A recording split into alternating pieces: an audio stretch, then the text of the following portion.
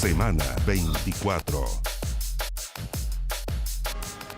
Sin lugar a dudas, esta ha sido la imagen de la semana, el paro de los camioneros que hoy cumple su cuarta jornada y que al parecer tiende a radicalizarse luego que ayer los principales dirigentes de los camioneros rechazaran la última oferta hecha por el gobierno, hecha por el Ejecutivo para tratar de detener la movilización. Sí, una propuesta que calificaron como migajas. Dijeron que aquellos que tenían previsto pasar por la zona de la Araucanía, por Temuco, dejaran guardados los enseres en las bodegas porque no iban a poder circular. Algo que obviamente habla de un endurecimiento de este paro que partió el jueves a las 0 horas y que no ha logrado todavía tener un diálogo fructífero que permita deponer la medida. Un estrangulamiento de las carreteras, así lo han calificado los mismos dirigentes de los camioneros, que de todas maneras ha generado problemas. Desvíos de ambulancias, por ejemplo, con pacientes COVID. Eso es algo que reconoció el ministro de Salud durante esta semana y obviamente algo que preocupa. Vamos a estar profundizando, vamos a conversar también con el vocero de gobierno para saber cómo enfrenta el gobierno este paro que el día de hoy continúa. Así es, porque anunciaron una contrapropuesta a los camioneros y lo que tienen súper claro es que el paro continúa con carácter de indefinido. Esa es la definición que han hecho los principales dirigentes a propósito de esta movilización que, insistimos, su cuarto día comienza en esta jornada.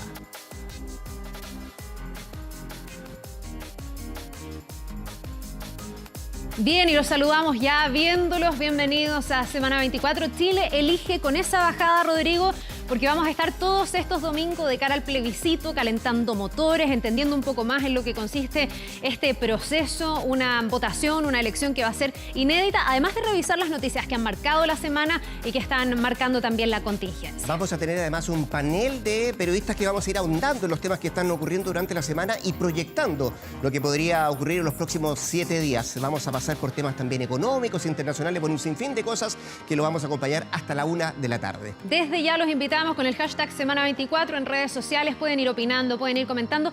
La idea es tener una conversación bastante relajada, con altura de mira. Vamos a estar con colegas también viendo cuáles han sido las claves periodísticas, políticas de esta semana. Y revisemos también lo que vamos a tener el día de hoy y lo que ha marcado particularmente esta semana con noticias bien relevantes. Hablábamos del paro de camioneros, pero también esta ha sido una noticia muy importante. Se empieza a acercar la justicia en el caso de Fabiola Campillay. Finalmente se dictaminó prisión preventiva al ex capitán Patricio Maturana como autor del disparo de una bomba lacrimógena que dejó ciega a Fabiola Campillay. Él fue formalizado por el delito de apremios ilegítimos con lesiones graves, gravísimas, declarándose así entonces esta máxima medida cautelar. Van a ser 90 días para la investigación. Desde el Instituto de Derechos Humanos y la misma Fabiola Campillay han dicho que esto no es todo, que habría más responsables, que había aquí altos mandos que supieron lo que ocurrió y a ella incluso se le denegó la ayuda. Así que es algo que marcó esta semana, pero que vamos a seguir revisando porque seguramente va a tener más avances en los próximos días.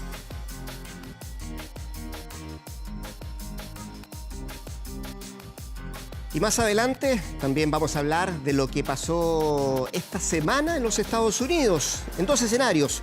La convención republicana que terminó el jueves con la nominación del actual presidente para un segundo mandato en las elecciones del próximo 3 de noviembre.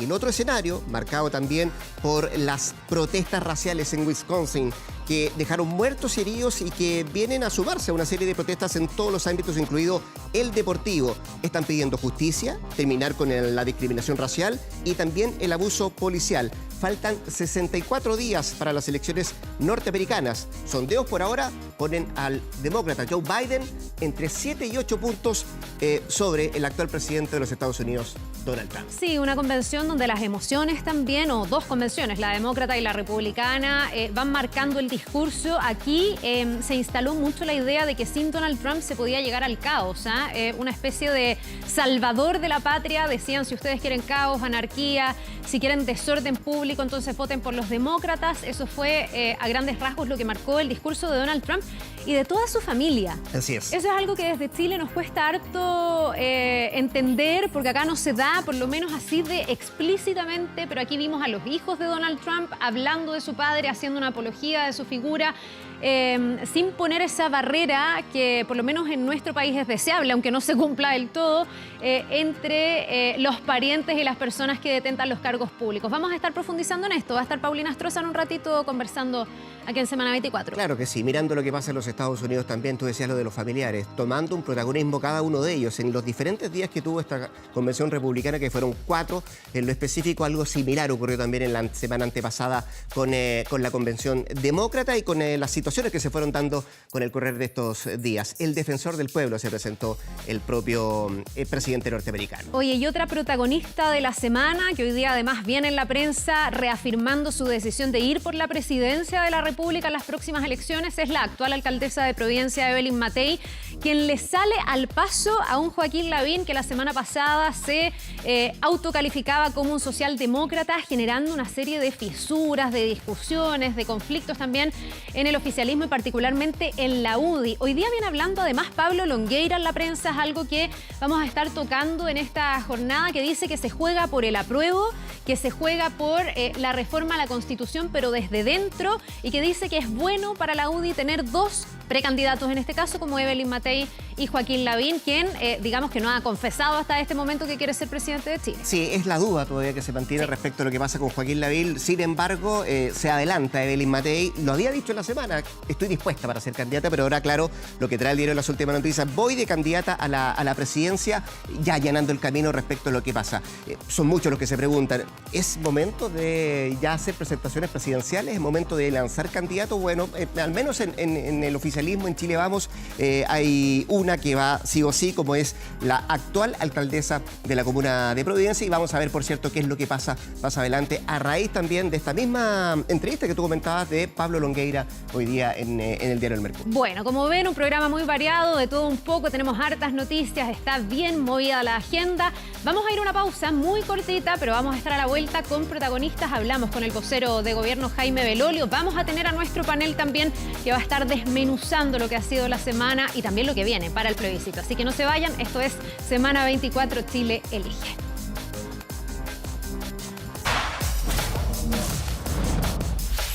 Semana 24. Ya estamos de regreso acá en Semana 24. Chile elige para ir desmenuzando los temas, sin conversando respecto a lo que ha significado los temas de la semana, pero también proyectando lo que se viene. Decíamos al inicio, el tema de los camioneros tiende a radicalizarse, tiende a ser más complejo, por cierto, también para el gobierno y las negociaciones con el Ejecutivo. Vamos a ir al Palacio de Gobierno, justamente a La Moneda, para tomar contacto con el ministro vocero Jaime Belolio, el ministro secretario general de Gobierno, para comenzar a dialogar con él. Ministro, ¿cómo le va? Buenos días. Gracias por atender a Semana 24 Chile Elige. ¿Cómo está? Hola, Rodrigo, ¿cómo estás? Muy bien, ¿y usted? Gusto. Buenos días, ministro. Está Carla Zunino junto a nosotros también, ministro. Quiero partir preguntándole a propósito de lo que significó el día de ayer, la respuesta bien concreta de parte de los camioneros, en el sentido de rechazar la propuesta que le había hecho el Ejecutivo. Y no solamente eso, da la impresión de que esto comienza a radicalizar. Le quería preguntarle qué margen hoy día tiene de acción el gobierno para seguir conversando con los camioneros. Bueno, nosotros lamentamos que obviamente hayan rechazado la propuesta del gobierno, que es una propuesta que se hizo en diálogo, que se hizo consciente de que estamos claros que muchos camioneros han sufrido de violencia, han sufrido de ataques a mansalva, han sufrido de un incendio que significó que Juan Barrios fuera asesinado al interior de su propio camión. Y por tanto, hay una serie de instrumentos legales y de proyectos que nosotros hemos puesto en el Congreso Nacional que significan mejores herramientas para combatir el narcotráfico, el terrorismo, la propia ley Juan Barrios, el robo de madera, etc. Es decir, una serie de cuestiones que son importantes para nosotros, pero al mismo tiempo, como reconocemos que ellos han sido víctimas, no queremos que siga el paro, porque quienes sufren las consecuencias de dicho paro son las personas comunes y corrientes que ya han sufrido demasiado producto de la pandemia. Y en esto también ser súper claro. Una cosa es la movilización pacífica, que es completamente compatible con una democracia, y otra cosa distinta es la amenaza de cortar carreteras, ingreso a puertos y otros, en los cuales nosotros no vamos a tener un doble estándar. Siempre que eso ocurra, la fuerza policial tiene la obligación de restituir el orden público. Ministro, ¿y por qué eso no ha pasado ya? Esta semana el ministro de Salud decía que se tuvieron que desviar ambulancias, por ejemplo. ¿No es eso poner en riesgo la salud de las personas, la seguridad pública? ¿Por qué ustedes no han, por ejemplo, pensado en aplicar la Ley de Seguridad Interior del Estado o querellarse por la ley antibarricadas, que es una ley que su sector político impulsó fuertemente en el marco del estallido? En eso, Carla, yo quiero volver a insistir. Han habido operativos policiales en distintas partes del país. La inmensa mayor parte de las veces que se ha cruzado ha sido una cuestión muy transitoria y, por tanto, se ha actuado por parte de las policías con el objeto de restituir el orden público, porque nosotros no vamos a aceptar que cualquier grupo, el que sea, ponga en riesgo la cadena de abastecimiento o que pretenda cortar las carreteras para que las personas puedan libremente transitar. ¿Ministro? Además, sería contradictorio, Carla, con lo que los mismos gremios de camioneros están diciendo. Ellos dicen: queremos que haya Estado de Derecho en todas partes, que no haya temor a poder transitar y libertad de transitar a cualquier hora.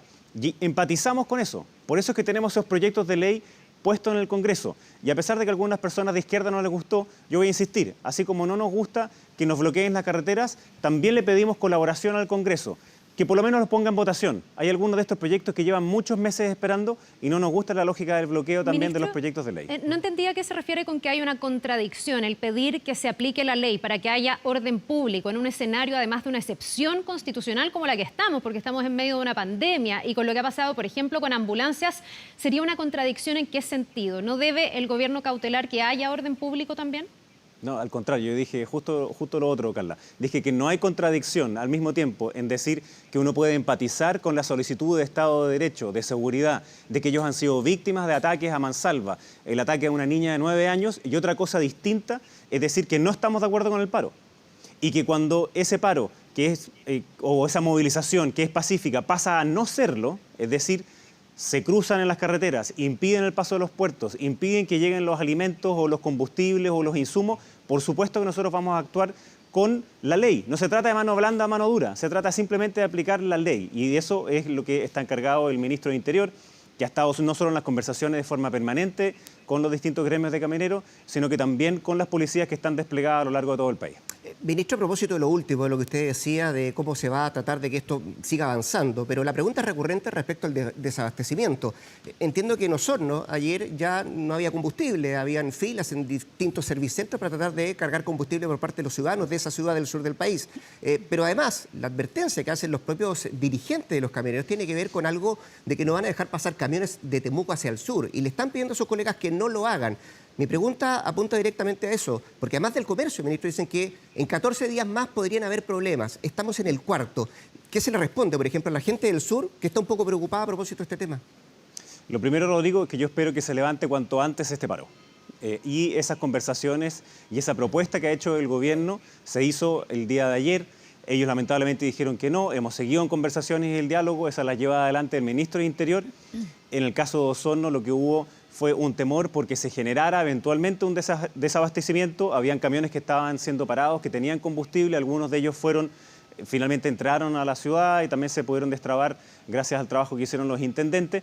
Pero de nuevo, no es aceptable que alguien diga que, por ejemplo, no se puede llevar carga de alimentos. Si eso ocurre, obviamente que el Estado tiene la obligación de aplicar toda la ley. Y de nuevo, quiero insistir, no es mano blanda, mano dura, simplemente aplicar la ley, porque en Chile no es aceptable que alguien pretenda cortar la cadena de abastecimiento ya sea en la zona sur, centro, donde sea. Ni tampoco que tengan que estar desviándose ambulancias u otro, porque no corresponde. Y en eso nosotros tenemos a todas nuestras policías desplegadas a lo largo del territorio. Esto está concentrado en algunas regiones y por supuesto que si se invade el Estado de Derecho o las reglas, obviamente que nosotros vamos a actuar. Pero de nuevo, sí, a diferencia de otras veces en donde parece un poquito curioso, Rodrigo, que los mismos que votaron en contra de la ley antibarricada porque justificaban la violencia, los mismos que decían que la ley de seguridad interior del Estado era criminalizar los movimientos, ahora sean los que más lo gritan. Nosotros no tenemos doble estándar.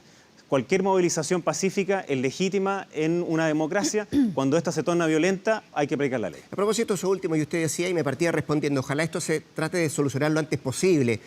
Pero ¿cuánto le cabe al Congreso en eso? ¿Cuánta responsabilidad se le endosa al Legislativo, tomando en cuenta que hay 12, 13 proyectos que son los que le importan a los camioneros para que esto pueda avanzar? Hay muchos de esos proyectos que no solo le importan a los camioneros, le importan al gobierno, y por eso lo había presentado hace varios meses. Y algunos de ellos fueron rechazados por motivos sobreideologizados. Por ejemplo, robo de madera. Fue votado en contra por la oposición y ahora algunos han cambiado de posición, valga la redundancia. no han querido poner en tabla la ley de seguridad, perdón, que como tengo eco a veces me desconcentro, la ley de cambiar la seguridad o modernizar las policías, así como también del combate al narcotráfico, el combate al terrorismo. Algunos de ellos van avanzando, pero otros no van avanzando. Entonces nosotros lo que le pedimos al Congreso es que tenga esa celeridad, que apure el tranco. La ley Juan Barrios sí se ha tratado hasta ahora bien. Lo que nos interesa entonces, como digo, es que el Congreso pueda apurar el tranco de manera de que esas leyes que nos permiten una mayor cantidad de herramientas para poder combatir la violencia, el narcotráfico, el robo de madera, modernizar las policías, una nueva ley de inteligencia, se hagan. Entonces, y nosotros no creemos en la lógica del ultimátum, como alguna vez se dijo. Así que, mire, si no es hasta el jueves, entonces no. No, eso es inaceptable porque sería contrario a nuestras reglas democráticas. Pero sí queremos pedirle al Congreso también que apure el tranco. Ministro, en esa petición que usted le hace al Congreso, me pregunto cuánto avance real hay y qué podría pasar si es que eventualmente uno de estos días una ambulancia no puede pasar y una persona termina falleciendo o tenemos alguna situación más compleja, más grave en las carreteras. ¿De quién va a ser la responsabilidad? Que no le quepa duda, Carla, de que si una ambulancia no puede pasar, nosotros vamos a tomar todas las atribuciones que tiene el Estado y por tanto cada una de las fórmulas que tenemos, ya sea para querellarnos por las distintas leyes que tiene el Estado, porque hay que restituir el Estado de Derecho. Pero eso no pasó ya, porque eso lo dijo esta semana el ministro de Salud. Usted ha dicho que en la eventualidad que pasen ciertas cosas, el gobierno va a aplicar, por ejemplo, la Ley de Seguridad Interior del Estado o se va a querellar con la ley antibarricadas. ¿Usted diría que hasta ahora ninguna de esas situaciones ha ocurrido? Hay una investigación que está haciendo la Fiscalía, hay otras que los propios carabineros han sacado partes, hay investigaciones que se hacen a nivel regional y lo que nosotros vemos es que si alguno de ellos implica tener que presentar una de estas querellas, por supuesto que lo vamos a hacer. Ministro, déjeme cambiarle un poquito de tema a propósito de cosas que hemos visto en el transcurso de esta mañana. Dos diarios que hoy día traen entrevistas, una, y estoy dirigiendo directamente a usted porque usted además es militante de la Unión Demócrata Independiente. Aparece Evelyn Matei en uno de los diarios diciendo que efectivamente va a ser candidata a la presidencia. Y en el diario El Mercurio hoy día viene una entrevista también a Pablo Longueira, donde habla de varias cosas. Primero, que va por el apruebo. Segundo, que quiere ser constituyente. Y tercero, además quiere ser presidente de la Unión Demócrata Independiente. ¿Cuál de las dos pudo leer y cuál de las dos le llamó más la atención, ministro? Bueno, parte de mi pega implica que tengo que leer todos los medios, ojalá lo antes posible, así que anoche ya los había leído. Pero también parte de mi pega, Rodrigo, es que ya no soy solo diputado y por tanto vocero a mí mismo, sino que vocero de gobierno. Y como tal, al gobierno no le corresponde meterse en algo que es más bien de los propios partidos. Sí nos interesa que Chile Vamos tenga propuestas de futuro y propuestas unitarias y que logre convencer a la inmensa mayoría del país, que contribuya a bajar este clima de mayor polarización que existe en nuestro país. Entonces, tanto lo que ha hecho Evelyn Matei así como Pablo Longueira nos parece que está dentro del marco de lo legítimo, que puedan expresar esas opiniones. Pablo Longueira ha dicho que por qué en el apruebo, por qué él también ser candidato a esa constituyente, que necesitamos que el plebiscito no sea visto como algo del gobierno, no del gobierno, porque no lo es así. Algunos trataron de ponernos la chapa de que este era un gabinete de una de las dos opciones. Después tuvieron que echar marcha atrás cuando se dieron cuenta de que adentro del mismo gabinete era mitad-mitad. Lo mismo que pasa en las casas, lo mismo que pasa en las familias, lo mismo que pasa a lo largo de todo el país, también pasa obviamente en nuestro gobierno. El plebiscito se trata de dos maneras de cambiar la Constitución. Unos que dicen que se cambie con las actuales reglas y otros que dicen que sea a través de una convención, ya sea mixta o constituyente. Y por tanto, esa no es una elección sobre el gobierno, es una elección sobre el futuro y la Constitución y por tanto cualquiera que trate de juntar esas dos cosas simplemente o no cree en el plebiscito o tiene pocas ganas, digamos, de que la democracia decida exactamente qué es lo que quiere. Ministro, Pablo Longueira no solo dice que él va por el apruebo, él hace un llamado abierto al gobierno a jugarse por el apruebo sin complejos. Dice que no hay otra forma de pelear ese espacio político para reformar la Constitución, pero desde dentro, en definitiva. ¿Qué le contesta el gobierno a Pablo Longueira? El presidente en esto ha sido muy claro y el gobierno va a seguir siendo lo mismo. Nosotros somos neutros en términos de una de las dos opciones, pero no somos neutros en términos de que tiene que haber la mayor participación posible, de que esta participación tiene que hacerse de manera segura, tanto en el ámbito sanitario como en el ámbito de seguridad pública. Nosotros vamos a tener una campaña de participación. Nos interesa que realmente sean los ciudadanos los que escojan libremente cuáles son los dos caminos legítimos que están hoy día puestos en la Constitución. Y por tanto el gobierno no va a tomar posición ni sobre el apruebo ni sobre el rechazo, sino que toma posición para que la mayor cantidad de personas pueda participar de este acto democrático. Ministro, a propósito del acto democrático, hay un grupo de parlamentarios que esta semana que viene va a presentar una reforma para que se pueda avanzar respecto al voto domiciliario. ¿Inviable? ¿Sigue manteniendo esa postura el gobierno que esto es inviable a menos de 60 días de que ocurra el plebiscito? A ver, hay ciertas consideraciones técnicas que tienen que ver con el CERVEL, pero hay una cuestión que es sanitaria, ¿no? Y lo ha dicho el ministro de Salud muy claramente. Una persona que hoy día tiene COVID positivo tiene que guardar cuarentena por su propia salud y por la salud de otras personas. Lo mismo ocurría en el pasado cuando una persona tenía, por ejemplo, sarampión, y todavía mucho más atrás en el pasado en nuestro país si alguien tenía tuberculosis. Es decir, pugna el derecho a voto, que es constitucional, con el derecho a la salud, que también es constitucional. Y eso se resuelve obviamente en tribunales. Y lo que el gobierno ha dicho entonces es que no se va a innovar en levantar cuarentena a personas que tengan COVID positivo. Por de pronto, todos los que hoy día tienen COVID positivo sí van a poder votar en el plebiscito. Y ahí viene la primera dificultad. No sabemos quiénes van a ser las personas que van a tener COVID positivo a la fecha del plebiscito. Solo se va a saber en torno a 14 días antes. Y por tanto eso es muy complejo para tratar de establecer un padrón paralelo. Acuérdense que nuestro padrón es un padrón escrito, auditado, público, y por tanto significaría hacer un padrón abierto donde salieran todas las personas que son COVID positivo. Eso ya introduce otro problema en otro tipo de leyes. Segunda cosa, ya hay ámbitos técnicos que el propio CERVEL ha manifestado que, por ejemplo, para hacer un voto a distancia, un voto domiciliario y otros, se requieren muchos meses de preparación. Y yo no quisiera que haya ningún cambio que ponga en duda la transparencia de la realización del plebiscito. Y por último, que puede que para algunos no sea tan válido, pero cuando nosotros firmamos el acuerdo del 15 de noviembre, y digo nosotros porque yo era diputado en ese momento, y luego se ratificó en enero, quedó que ahí como que bien claramente determinado que las reglas para el plebiscito eran las reglas que regían al 15 de noviembre. Porque de lo contrario tendría que volver a abrirse la discusión sobre si es que hay que establecer un quórum mínimo y una serie de otras cosas que ya pasaron. Entonces a nosotros nos interesa que este sea un plebiscito informado, transparente, seguro. Lo que sí, y es algo que se ha conversado también con el CERVEL, es que para abril tiene que haber un mecanismo que esté clarísimo en dónde, o sea, cómo puedan participar aquellas personas que sean población de riesgo o que estén contagiados de COVID. Ministro, solo me queda una duda. ¿Cómo se hizo en el caso del plebiscito seguro y el financiamiento? ¿No fue una disposición transitoria que se adoptó a propósito del acuerdo?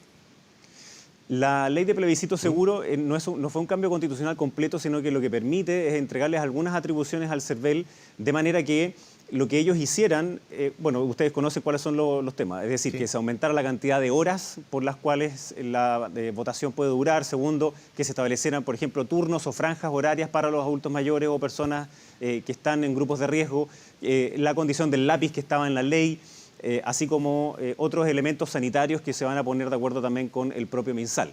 Y el ámbito de financiamiento también era un cambio legal, pero no, los fundamentos esenciales de cómo se hacen las reglas de votación, por ejemplo, el voto en el exterior, voto acá, el padrón, todas esas cuestiones ya cerraron. Y ya cerraron por algo. Entonces, entrar en una modificación del padrón a menos de 60 días parece que podría ser muy riesgoso y que van a haber voces que van a luego a decir de que como se cambió ese padrón, entonces se va a poner en duda la realización y la transparencia del mismo. Yo no quisiera que eso ocurriera en ningún caso. Bien, yo creo que ahí puede haber un mea culpa también, ministro, de que estemos tan encima discutiendo esto, ¿no? Porque en el fondo esto se sabe hace mucho tiempo y estamos hablando de un derecho fundamental de las personas, de los ciudadanos a votar. Derecho que además podría ser discutido en algunas instancias. En otros países, por ejemplo, hubo tribunales constitucionales que dijeron que efectivamente la gente tenía que votar y que los gobiernos tenían que cautelar que ese derecho se cumpliera.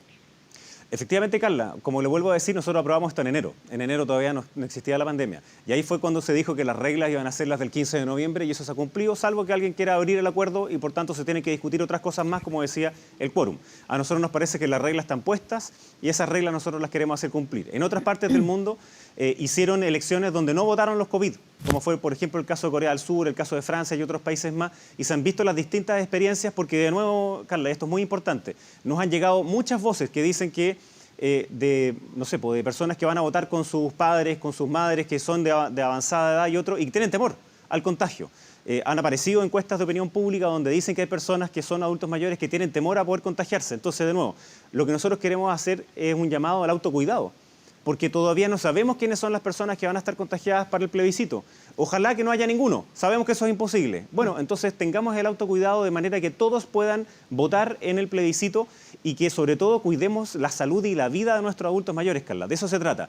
Y entonces, de nuevo, como ahora sí lo sabemos, como ahora sí tenemos toda esa experiencia, en abril tiene que estar resuelto un mecanismo para que las personas que tengan contagio puedan votar. Ministro Jaime Belolio, gracias por su tiempo. Suerte para la semana que se viene, ¿eh? Muchísimas gracias a usted y sorry por el eco del otro rato, pero ahora bien, ya no se quedamos preocupe. arreglados. Así que No se preocupe, gracias. Aspectos Vale, técnicos. que Gracias, esté bien. ministro. chao. Chao. Bien, así están las calles a esta hora. Estamos revisando también lo que pasa en un Santiago que va a estar soleado hoy. 20 grados esperamos, va a estar bastante agradable. Tenemos 12.7 a esta hora para que también vayamos disfrutando de este día domingo, el último de este mes de agosto. Qué rápido que ha pasado el año, pese a todo lo que estamos viviendo, viene nuestro mes patrio.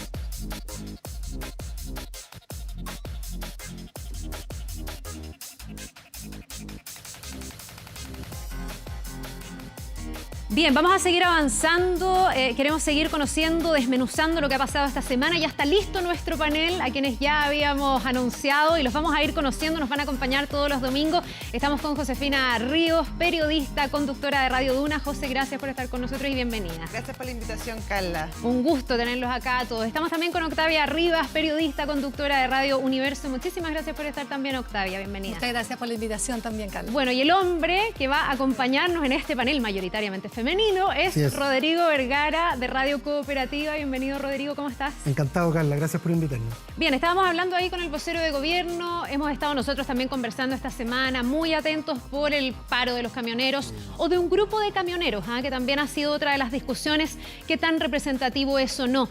Quiero partir por lo último que ha pasado, que es este portazo que le han pegado los dirigentes que están hoy día en paro a esta última propuesta que hizo el gobierno. Ustedes han podido reportear, han hablado con los actores. Quiero saber por qué no se pudo arribar esta vez a un acuerdo que pueda deponer un paro que tiene estranguladas, como ellos mismos han dicho, las calles, las carreteras. Voy contigo, Rodrigo, mira, voy a partir con el hombre.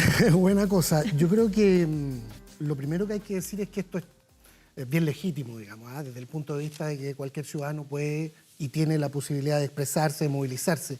El problema aquí es cuando ese derecho choca con el derecho a la movilidad del resto de los chilenos. Y en eso, en medio del estallido de la crisis social, para la moneda hubo un puro discurso, y que era que ese derecho a la movilización, a la movilidad, se debía respetar. Escuchamos harto, él no es la forma. No es la forma. Por más que se estaba bastante de acuerdo con el fondo. Él no es la formismo y otras cosas. Entonces, hoy día lo que irrita a gran parte de la oposición, sobre todo, es que veamos mucho camión en las rutas, tal vez no con la popularidad del movimiento que hubieran querido Villagrán y otros dirigentes, sin embargo poco carabinero.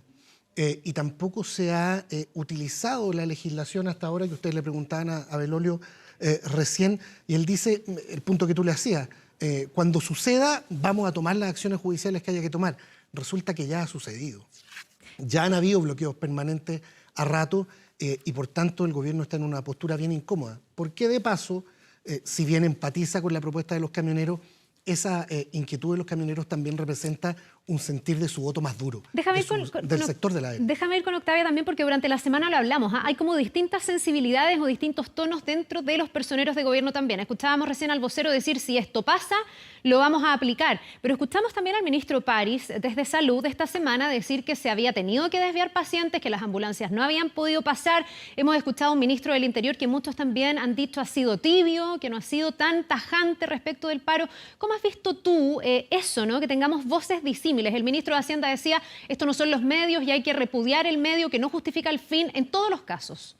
Hubo un cambio de tono importante en el fin de semana entre las declaraciones del presidente Sebastián Piñera ayer y lo que habíamos escuchado de Víctor Pérez, porque da la sensación que hay cierta tibieza, mano blanda, decía Adriana Muñoz. Nosotros hablamos con ella en la radio el día viernes y le cuestionaban justamente aquello, de que no hubiera claridad en torno a de qué manera van a despejar las rutas. Ahora, allá cambió mucho las cosas. También lo que dijo Jorge Abbott, ojo, lo que dijo el fiscal nacional, Jorge Abbott, fue enviar un instructivo para abrir investigaciones en 8 regiones. ¿Por qué? Estableciendo que si bien el delito de obstrucción de vías dice textual vía completa, estos estrangulamientos también, daba esta instrucción, de analizar si es que también constituía ese mismo delito. Y ahí, más lo que tú señalas del ministro Enrique París, hace que el gobierno ayer marque una postura un poco más dura de avanzar en que no se va a permitir que se corten las vías, pero mantienen, como decía Rodrigo, en el aire este tema de hasta qué punto castigan, o en el fondo lo que ocurre es que este es un relato muy de la derecha también. Diego Paulsen, presidente de la Cámara, también nos decía, que hablamos con él el jueves, mi gobierno falló, porque les dolió mucho el acuerdo con Celestino Córdoba en medio justamente de estas negociaciones en la Araucanía. Luego viene el atentado a Montserrat y con eso ya tú tienes una complicación absoluta de mantener tu discurso, comillas, pro camionero, una sensibilidad que se entiende en la Araucanía, donde ha tenido mucha votación el presidente. Pero resulta que ese relato hoy día está a la vereda al frente. Es interesante que pongas a Celestino Córdoba sobre la mesa, porque hemos escuchado harto, José, el tema de no ceder ante un chantaje. Pero para los mismos que hoy día están en paro, seguramente el haber cedido a las demandas de Celestino Córdoba y haber podido conciliar un acuerdo y un diálogo fue en alguna medida el ceder ante un chantaje. La facción más dura, tal vez, desde el oficialismo, piensa eso. ¿Puede estar eso también sobre la mesa para que no se arribe a un acuerdo?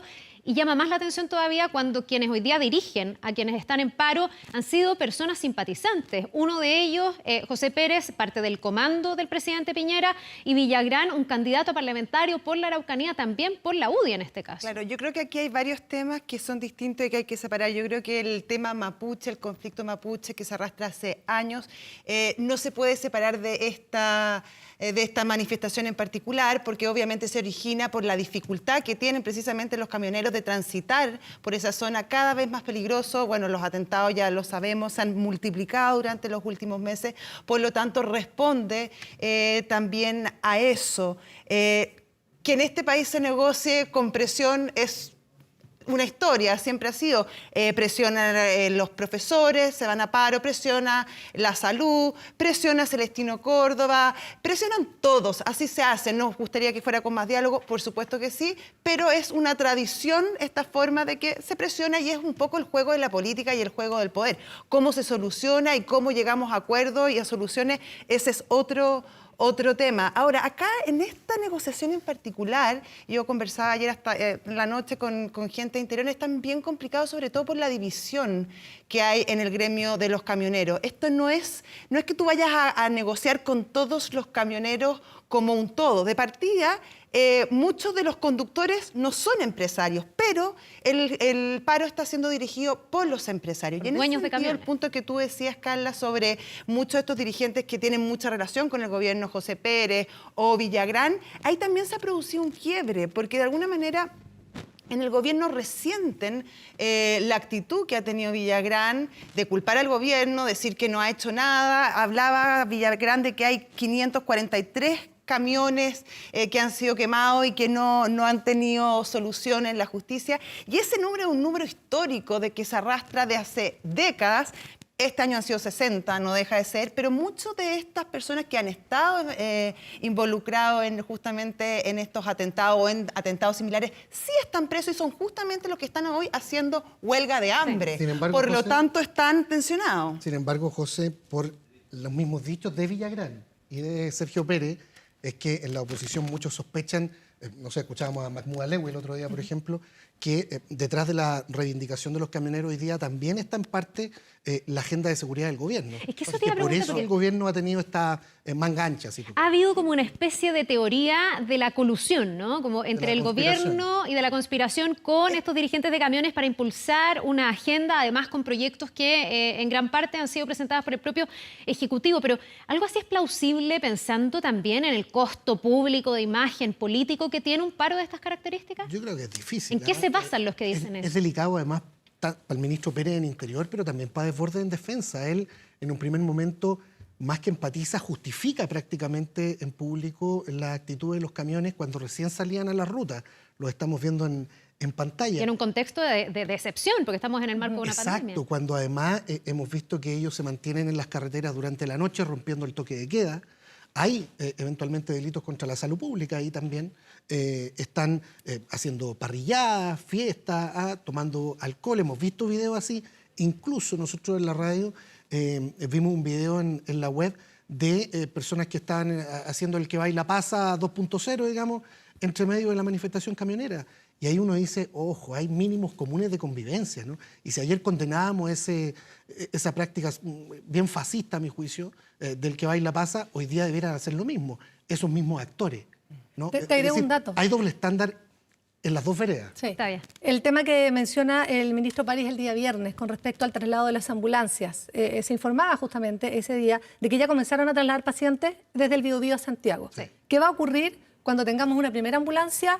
No que no pasó, simplemente que llegó tarde y que ese atraso afectó la vida de las personas. Otra pregunta, ¿qué pasa si es que el Ministerio Público decide abrir investigaciones penales? Porque considera que en estas 8 regiones, en algunos lugares, sí se cometió este delito que describe el Código Penal en términos de copar una vía. ¿Qué va a hacer el gobierno? Va a tener que sumarse, va a tener un punto de quiebre. Es un delito flagrante. Es un delito flagrante, entonces... La Fiscalía actúa de oficio al tiro, rápido. Bueno, ¿Hasta qué ahí el punto gobierno ha pueden dicho que en mantener ese esa mirada? escenario actuaría con mucha más mano dura, es lo que nos acaba de decir No, el vocero. claro. La pregunta es También por qué eso no ha ocurrido ahora, previendo esa situación que tú dices. Y ahí la José hablaba de un quiebre y yo me pregunto Sí, pues, cuál es el problema, el tope, para que el gobierno no haya sido más duro respecto de este paro. Es que ahí tiene un problema, bueno, ahí hay un tema que es claro, ellos en el fondo, muchos en el gobierno comprenden y comparten lo que hay detrás de agenda este de paro. ellos en el fondo. Es su agenda, es lo que ellos han vivido, ellos entienden. Obviamente no comparten la forma, pero tampoco tienen muy claro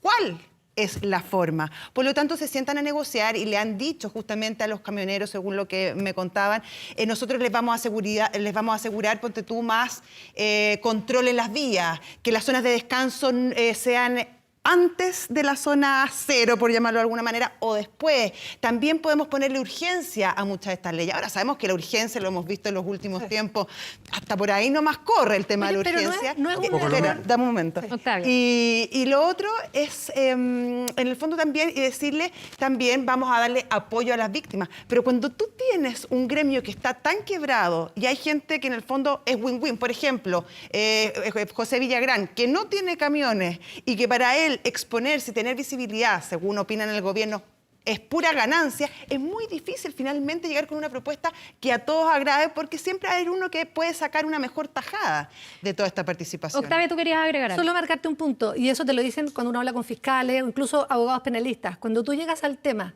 en el Ministerio Público es que todo lo anterior falló. Y ahí el foco está en la prevención. Estamos discutiendo leyes. De hecho, Adriana Muñoz y Paulsen, los dos presidentes de las cámaras, dicen... establecimos una mesa de diálogo. Pero esa mesa de diálogo no tiene conexiones, vasos comunicantes con el gobierno. ¿Y para qué? Para mejorar leyes. Cuando tú lo que necesitas es mejorar la prevención y el tema policial. Y sobre eso no se está hablando. Solo un punto ahí es que, para no desviarnos, ¿no? Porque si bien hay un tema de seguridad pública, hay una agenda detrás y hay un problema de seguridad pública en la Araucanía que es evidente, ¿no? Desde hace 30 años, aquí hay un problema político de fondo. Es la política, es el Estado el que no ha estado a la altura para solucionar este tema. Entendido como muchos gobiernos Entendido sucesivos. además. como varios gobiernos, varias sensibilidades. Tal vez si Moreno fue el que más avanzó recientemente, pero resulta que la administración Piñera II saca a Moreno y se acaba esa política. Ni Sichel, ni Monkever, ni Carla Rubilar la siguieron adelante con la fuerza. Por tanto, a no perderse, hay una cuestión política de fondo que es mucho más importante, creo yo, que la contingencia, que es muy relevante y que yo también veo ahí, más allá del problema de la Fiscalía, un tema político, y es que esto responde a una sensibilidad oficialista, Claro. y ahí el doble estándar. Claro, es mucho más fuerte el oficialismo en la Araucanía, además. Sin embargo, uno dice que por más de acuerdo que esté el gobierno con las demandas de algún grupo de presión, tiene que hacer respetar la ley. Ya, los quiero llevar a otro tema, porque este tema va para largo, vamos a ver cómo sigue el paro, por supuesto, cuál va a ser la reacción o cuánto podría ir subiendo el tono en el camino. Pero hablábamos también con el vocero y quiero comentarlo con ustedes sobre la votación o no de enfermos COVID para el próximo plebiscito, una elección súper inédita donde seguramente muchos ciudadanos van a querer participar. ¿Y qué va a pasar? Ha sido la gran duda con aquellos que justo en ese momento estén con COVID, o sean un caso estrecho de COVID o tengan una sospecha de COVID. Al parecer, y todo indica, el gobierno no está dispuesto a que esas personas voten y porque estamos muy encima. Esa ha sido también la explicación que se ha dado. Pero, ¿por qué? Porque en el fondo aquí ha habido distintas voces. Se partió diciendo que era atribución del CERVEL.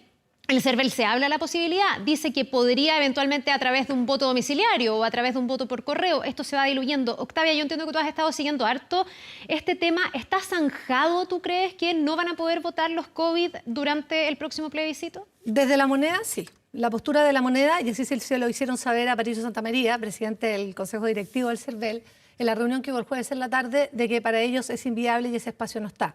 Nosotros habíamos hablado el jueves en la mañana con él en la radio y se había abierto esta postura del voto domiciliario que sorprendió tanto, pero que duró horas. ¿Cuál era el tema? Desde el CERVEL, lo que me señalan, es de que en el fondo ellos sienten que tenían que darle una cierta viabilidad al tema de los votos, de cómo garantizar que esos chilenos voten. Me voy a ir al tiro a las cifras porque ellos manejan unas estadísticas bien importantes.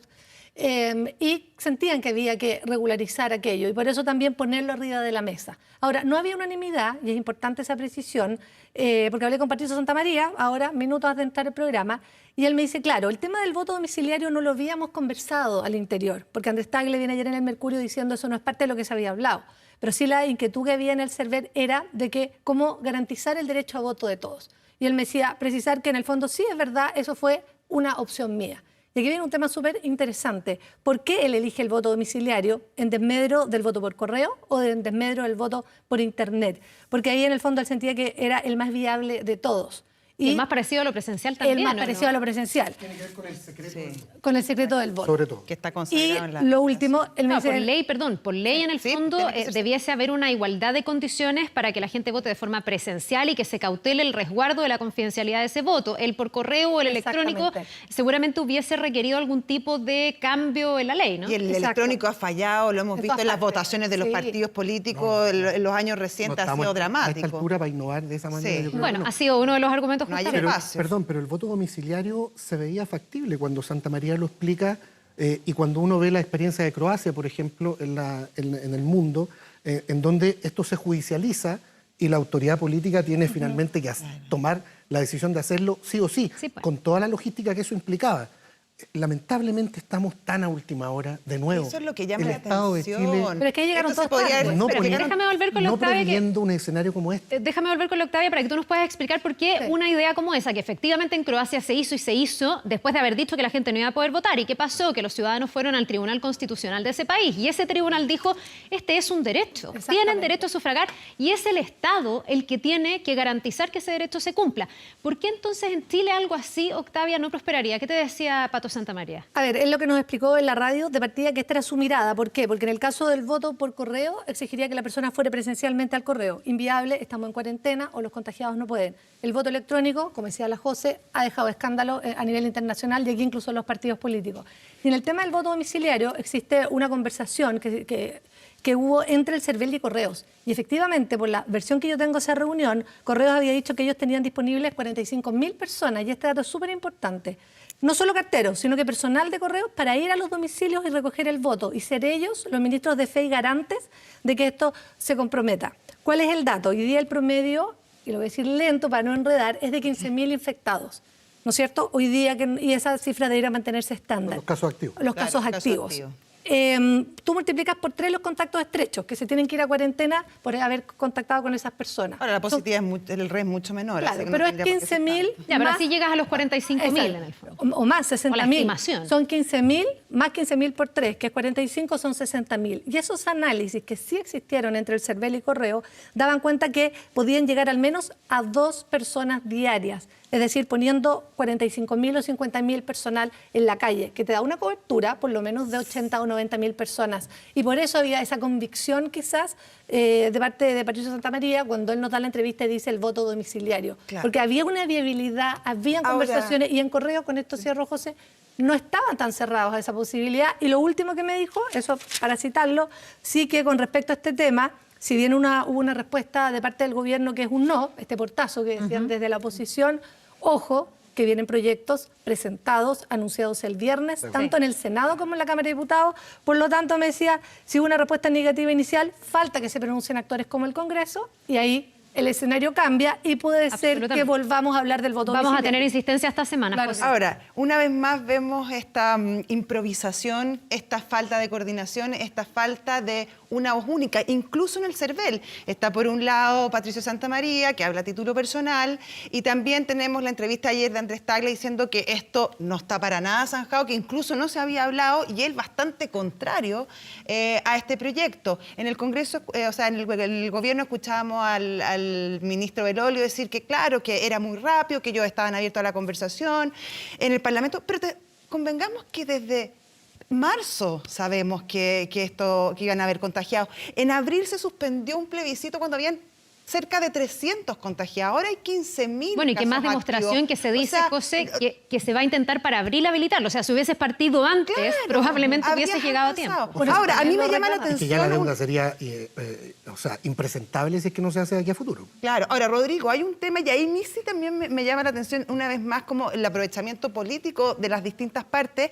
es ver a la oposición ahora súper apurados por querer justamente sacar esta legislación adelante. Han hablado de legislar express, usaron incluso esa expresión, cuando se cierran de portazo y se niegan a legislar rápidamente en temas, por ejemplo, como la agenda de seguridad que piden los camioneros. Entonces, finalmente, todo esto es un juego político que finalmente son choques y dan cuenta de esta polarización, esta falta de entendimiento que estamos viendo ya hace meses, quizás años, en Chile. Oye, está súper interesante, les quiero agradecer porque además nos traen datos frescos, han hablado con los protagonistas y esa es la gracia también de tener este panel. Vamos a seguir conversando, pero está Rodrigo también Álvarez con nosotros nuevamente porque tenemos otra entrevista a esta hora de la mañana. Rodrigo. Sí, claro, vamos a entablar comunicación con el senador de Evópoli, Felipe Cas, a quien lo vamos a hacer de manera remota. Vamos a ir conversando, por cierto, con el... Corrámonos, Rodrigo. Corrámonos para acá, Ahí, ¿sí? ya. Que estamos todavía ensayando los planos, ya, ahí. Todavía no me acuerdo cuál es el paso Transparentemos que esta venía ahora, situación. me faltaba eso. Ya, Ahora Rodrigo, sí, a ver si tenemos al senador Felipe Cas de manera remota. Senador, ¿cómo le va? Buenos días. Muy buenos días, Rodrigo. ¿Cómo está usted? Buenos ¿Cómo está días, usted? Carlos. ¿Bien? Muy bien, gracias. Buenos días, senador. Buenos días. Oiga, quiero partir preguntándole por algo mucho de contingencia, por cierto, de cosas que han pasado las últimas horas, entrevistas que han aparecido en medios escritos, pero también quería partir por lo que pasó ayer en su partido, en Evópoli en lo específico, y esto de dar libertad de acción a los militantes. ¿Cuánto cambió? ¿Por qué se llega a esto cuando en algún momento habían algunos que estaban por el apruebo y otros que, por cierto, estaban por el rechazo ahí en Evópoli? ¿Qué gatilló esta decisión que se toma en el Consejo? Bueno, lo primero, Rodrigo, esa fue mi posición siempre original. Yo creo que es muy importante que un partido liberal, en dos alternativas que son completamente democráticas, más allá de mi posición personal, le dé libertad a todos sus votantes y no que esto sea una camisa de fuerza, donde algunos se sientan completamente marginados por pensar distinto a lo que es la mayoría, probablemente lo que era la mayoría en su minuto, que fue justamente la opción de la prueba.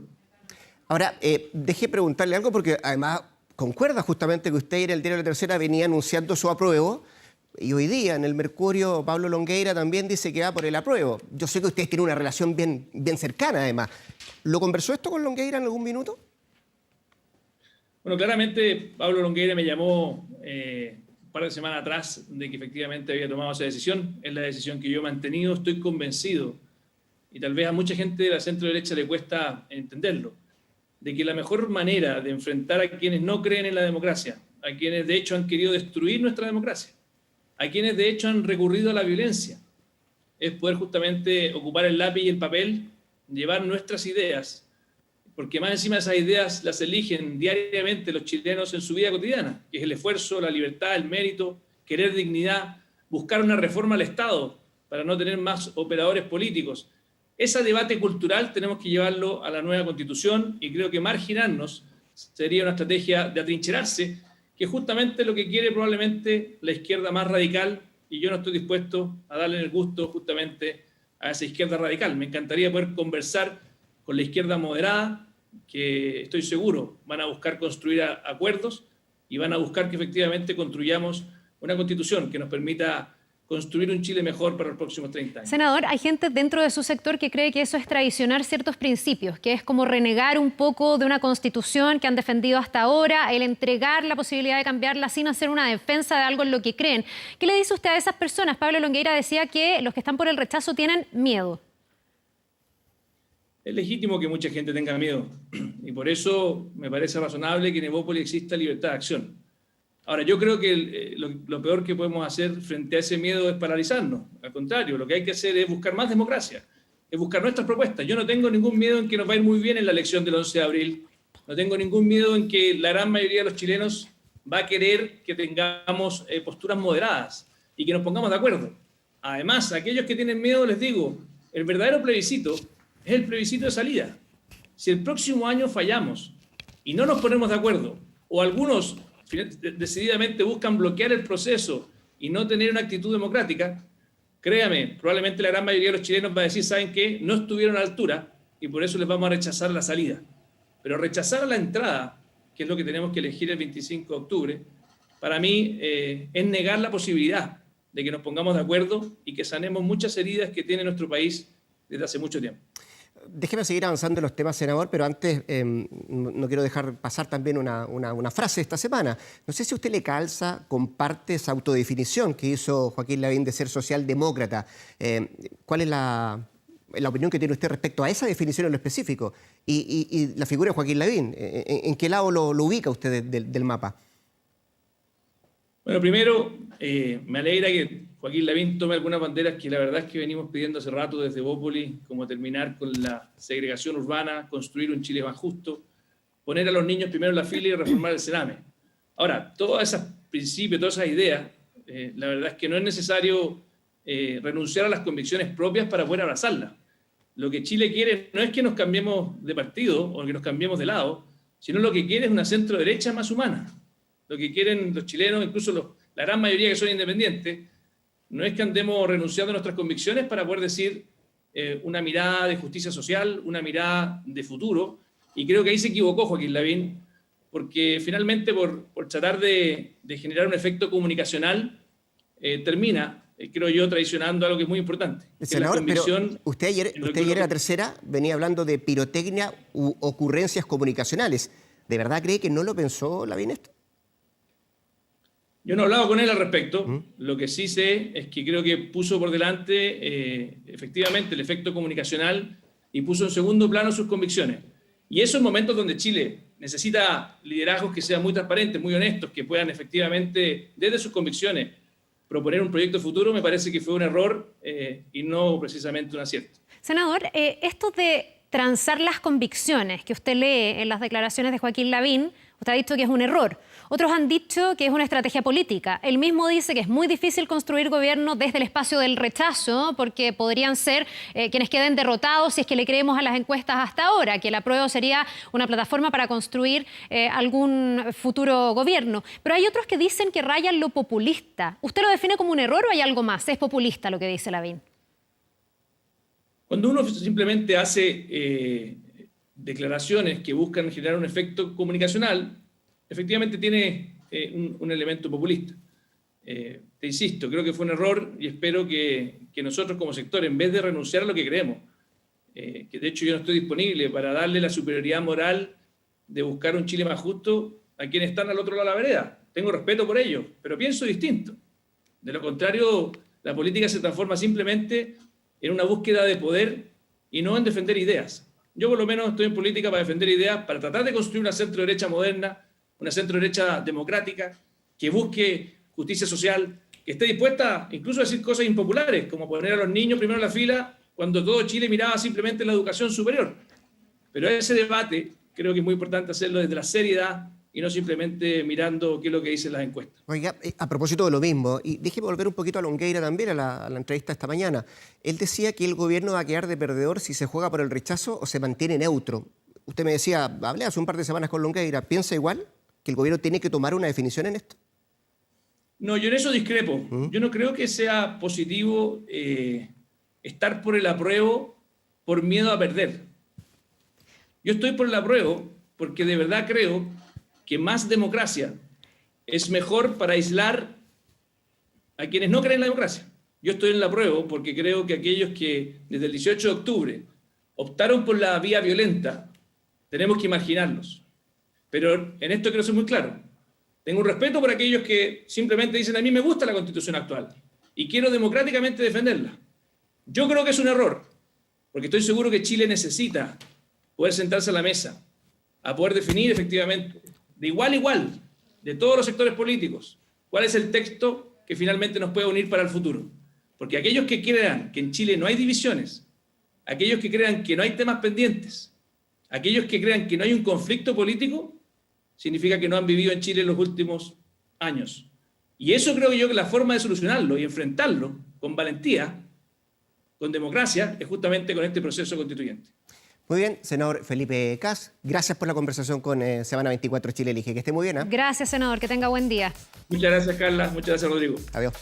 Bien, Rodrigo, a los panelistas también, los quiero invitar a que hagamos la bajada, un poco de lo que estábamos hablando ahí con el senador Kast, también para que recojamos lo que pasa con la entrevista de Longueira.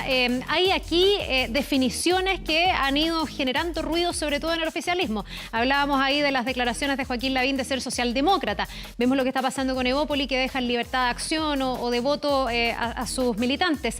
¿Cómo revisan lo que decía ahí el senador? En el fondo, ¿ustedes creen que Joaquín Lavín se equivoca, que Joaquín Lavín le hace un guiño populista a aquellos que están por el apruebo? Rodrigo. Sí, perdón. Lo primero es bien llamativo y es bien sintomático de que todos los presidenciables de la derecha hoy día estén por el apruebo. Osandón, Felipe Kast, Joaquín Lavín. Tal vez el único que está firme con el rechazo de Andrea Lamán, pero él ya dijo que siendo canciller pretende llegar al final del gobierno, así que no va a ser. Le falta la Evelyn Matei. La Evelyn Matei como que no quiere decir, no quiere jugarse. Es que va tirando a uno los anuncios, porque recién esta semana dijo que era presidencial. Yo creo que porque ella no hace los empezar a cálculos llamarla. que hacen otros, y que tiene que ver con este regreso del hijo pródigo de Pablo Longueira, sin duda, a la arena política. Lo hemos comentado en la radio bastante esta semana. Hay un afán de algunos sectores en la derecha de desdramatizar el resultado del plebiscito de octubre, de hacer como que todos ganemos y que de verdad la pelea, la batalla final se dé al interior de los convencionales. O sea, Longueira ya sea lo en la dice, mixta o en la constituyente. Longueira lo dice explícitamente en la Sí. entrevista, porque dice no queremos que esa noche haya ganadores y derrotados. Y esa es la tesis de Desbordes. Bueno, claro. Así entró Desbordes al Ministerio de Defensa. Esto no tiene que ser un referéndum del gobierno de Piñera necesariamente. Sí, Ahora, entiendo. esa es una cosa, pero otra cosa es que realmente la gente Oye, lo de entienda así. hecho, espérate, Pablo Longueira, antes, hace un mes y medio, a nosotros nos dio una entrevista con la María José López en la revista Capital, en el último número. Y en ese momento él decía que él era contrario al plebiscito en el sentido que era innecesario y que había que ir directo a esta asamblea constituyente. Que es la tesis de Piñera. Que es la tesis de en Piñera, noviembre. claro, y que en ese sentido había que abocarse a tener buenos constituyentes. En ese momento él era partidario de tener listas nacionales para que la calidad de los constituyentes fuera bueno. Como al parecer tengo entendido que ese escenario no se dio, Pablo Longueira empieza a buscar otra fórmula, cuentan sus cercanos, para en el fondo asegurar que las constituyentes fueran de buena calidad y que la centroderecha tuviera al menos un 40% de los constituyentes en la asamblea. En ese sentido se le ocurre esta idea de los 28 cabezas de serie que tienen como misión arrastrar nombres de abogados constitucionalistas y gente entendida en el tema detrás. Y se embarca en este proyecto rápidamente. Lo primero que hace es justamente viajar a Concepción para hablar con Jacqueline Van Rieselbergher, proponerle su idea, decirle que además él va a ser candidato a la constituyente y para presidir la mesa de la UDI. Al parecer Jacqueline Van Rieselbergher se lo habría tomado bastante bien, incluso lo habría abrazado, dicen quienes conocieron del encuentro. No mantuvo la distancia física. No, abrazo. Estaba muy contenta. Estaba muy contenta porque por estatuto Jacqueline Van Rieselbergher no se puede reelegir una tercera vez, aunque era su intención inicial. De esta manera Pablo Longueira se reinscribe en el partido y comienza toda esta cruzada justamente porque no quiere llegar con esta... En el fondo lo que pasó después del plebiscito del 89, que aquellos que ganaron con el no sentían como había una superioridad moral. Entonces ellos dicen, Pablo Longueira dice, nosotros tenemos que llegar a la constituyente, nosotros también aprobamos y ahora tenemos el 40% y vamos viendo, porque nosotros no creemos en una constitución de tercero. Dame un minuto porque los alcaldes que están por el apruebo en el plebiscito a una nueva constitución se reunieron esta mañana. Ahí está Kevin Filgueras para informarnos. ¿Qué tal, Kevin? ¿Cómo te va? Buenos días. ¿Cómo están? Muy buenos días. Un saludo al panel. Contarles que ya terminó esta reunión. Una decena de alcaldes de Chile Vamos que están por el apruebo, pero obviamente ustedes estaban hablando de la política contingente, de lo que está pasando. Estamos con Joaquín Lavín, el alcalde de Las Condes. Alcalde, muchas gracias por quedarse con nosotros. Preguntarle primero, ¿se suman más alcaldes y se van sumando más fuerzas a el apruebo de parte de ustedes? ¿Cuál es el llamado? Porque además se sumó la figura de Pablo Longueira a esta marcha o esta ida por el apruebo. Bueno, yo creo que cada vez más personas de Chile Vamos están pronunciándose a favor del apruebo. Yo feliz con eso, porque eso es lo que quiero. Y porque además miro el proceso que viene como un proceso que es muy necesario para Chile. O sea, tiene que haber un Chile distinto, un Chile más igualitario y además un Chile en que nos pongamos de acuerdo. y justamente la Constitución establece que los constituyentes van a tener que encontrar siempre 2/3 de las personas para llegar a acuerdos. O sea, yo no tengo que convencer a ellos me tienen que convencer a mí, y cuando nos convenzamos mutuamente, eso va a estar. Y eso creo que es bueno para Chile. Yo creo que Chile ya no da más con gobiernos de derecha o gobiernos de izquierda. Necesita un gobierno que yo llamo de convivencia nacional, que integre diferentes sectores y que encarne el espíritu de esos 2/3 que van a aprobar la Constitución. Oiga, alcalde, hace un ratito en el programa estuvo el senador Felipe Kast, que dijo Lavín se equivocó, buscó un efecto comunicacional por todo esto de la socialdemocracia. ¿Cómo le responde usted? Tiene su derecho a réplica, por cierto. No, que lo que pasa es que a veces la gente se queda pegada en la etiqueta. Lo importante no es la etiqueta. Yo lo que creo es que efectivamente hay modelos europeos, como por ejemplo Alemania, países nórdicos, en que el rol del Estado es mucho más importante, en que es más activo, en que garantiza derechos sociales, y esos son aspectos propios de la socialdemocracia que yo creo que hay que incorporar también en un futuro gobierno. O sea, no nos quedemos pegados en la etiqueta. Yo sé de dónde vengo, pero al mismo tiempo, por saber de dónde vengo, sé que Chile necesita ir a un lugar especial, y es donde nos integremos todos. Alcalde, sé que se tiene que ir, yo también tengo que volver al estudio, pero no puedo dejar de preguntarle por la portada de las últimas noticias, Evelyn Matei confirmando que va a ser candidata presidencial. Muchos dicen la carrera es Matei Lavín. ¿Cómo lo ve usted? Bueno, la verdad es que primero, felicitaciones, fantástico. Me parece muy bueno, por ejemplo, Rodolfo Carte también dijo algo parecido el otro día, que personas que son alcaldes quieran participar en quién va a ser presidente de Chile. Porque yo estoy seguro que si gobernáramos los alcaldes, que somos mucho más pragmáticos, mucho más aterrizados, este país sería mucho mejor. ¿Felicita a Evelyn Matei entonces? La felicito. ¿Y usted? Yo estoy por el apruebo, ojalá que gane, que tengamos una nueva constitución. Quiero seguir siendo alcalde de Las Condes y cada día tiene su propio afán. Después se verá. ¿Quiere Todavía seguir no. siendo alcalde de Las Condes? No, todavía no. Ya, alcalde, Todavía no muchas transparente. gracias, sabemos que se tiene que ir. Ahí estaba entonces, todavía no dice cuál va a ser la postura final, pero felicita a Evelyn Matei, y ustedes lo escuchaban, también felicita a que Pablo Longueira se sume a la prueba, aunque Pablo Longueira dice que se suma a la prueba, pero no desde una hoja en blanco. Gracias, Kevin, que estés bien. Bueno, ahí lo deja abierto el alcalde, todavía alcalde de Las Condes, ¿ah? Todavía no alcalde dice de que es Las Condes. candidato. Pero dijo una cosa, yo sé muy bien de dónde vengo y te aseguro que tiene muy claro para dónde vas. No dijo eso. Perdón, respecto de lo de Longueira, ojo, un paréntesis, porque con su idea de ser presidente de la UDI, de arrastrar a mucha gente a la prueba, pero no desde cero, de llegar a la constituyente, hay que ver primero cómo le va en los tribunales.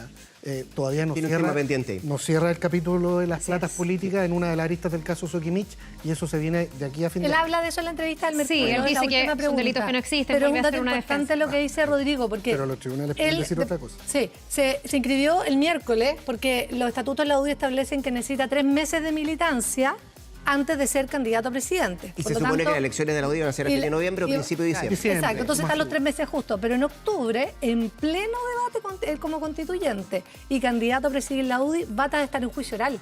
Y eso es muy relevante en términos como señal.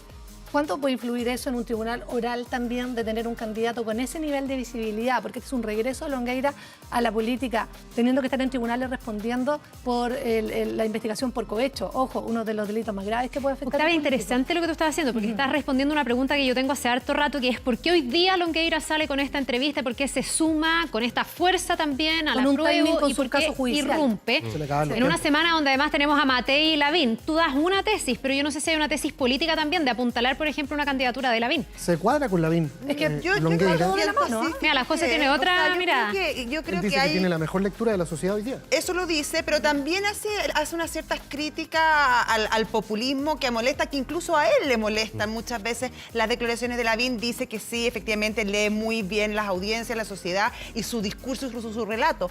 Pero ahora, si él decide y se concreta esta idea de que él sea presidente de la UDI, ojo que él va a tener que tener presidencia, porque va a tener 2 candidatos sumamente fuertes, que son Evelyn Matei por un lado y Joaquín Lavín por el otro, y en ese sentido él tiene que ser muy cuidadoso en sus expresiones. Y yo creo que en esta entrevista, si bien le da un espaldarazo a Lavín, tampoco es del todo concluyente. Se cuida un poquitito. Tengo una ¿verdad? pregunta, Pero ¿en tú qué ves un campaña? escenario de primarias dentro de Chicos, guárdense un poquito. No sé si primaria, pero sí un trabajo, por lo menos José. en la calle. Guarden la energía porque todavía nos queda mucho tiempo. Sí, nos así queda que harto programa. aguantemos un poco porque tenemos al senador Juan Ignacio Latorre de Revolución Democrática también de manera remota. Senador, ¿cómo está? Buenos días, gracias por estar con nosotros acá en Semana 24. Chile elige. Hola, muy buenos días, gracias por la invitación. Quiero que se cuelgue un poquito de lo que estamos conversando, que tiene que ver con lo que apareció hoy día en la prensa, las entrevistas. Recién no sé si alcanzó a escuchar al alcalde de Las Condes, insisto, alcalde de Las Condes, Joaquín Lavín. A ver, me parece bien que haya sectores de la derecha que estén por el apruebo. Yo no sé si han dicho muy explícitamente si están por la Convención Constitucional o por la mixta. Nosotros en el Frente Amplio estamos entregados por la Convención Constitucional, que es la única que garantiza paridad, y además estamos legislando escaños reservados para pueblos originarios.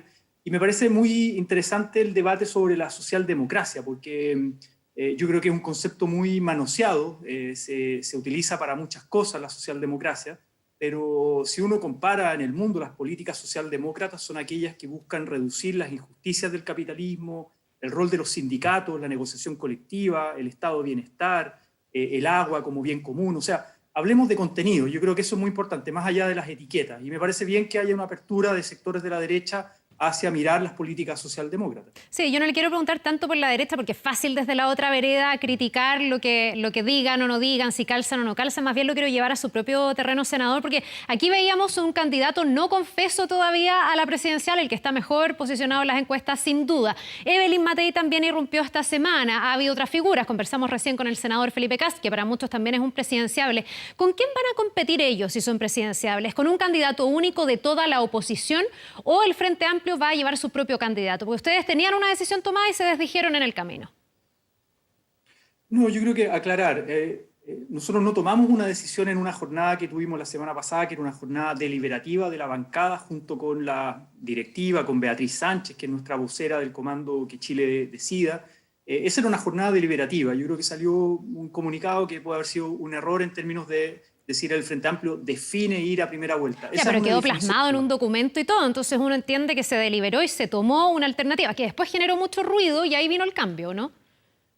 Se deliberó, se conversó, pero no era una jornada para decidir nada. Por eso digo que es un error la manera como se comunicó aquello, porque en el fondo el Frente Amplio tiene esa discusión todavía abierta. La bancada no es el espacio para tomar esa decisión, esa es una decisión que tienen que tomar los partidos políticos, y es una discusión que yo creo que vamos a dar y a decidir después del plebiscito.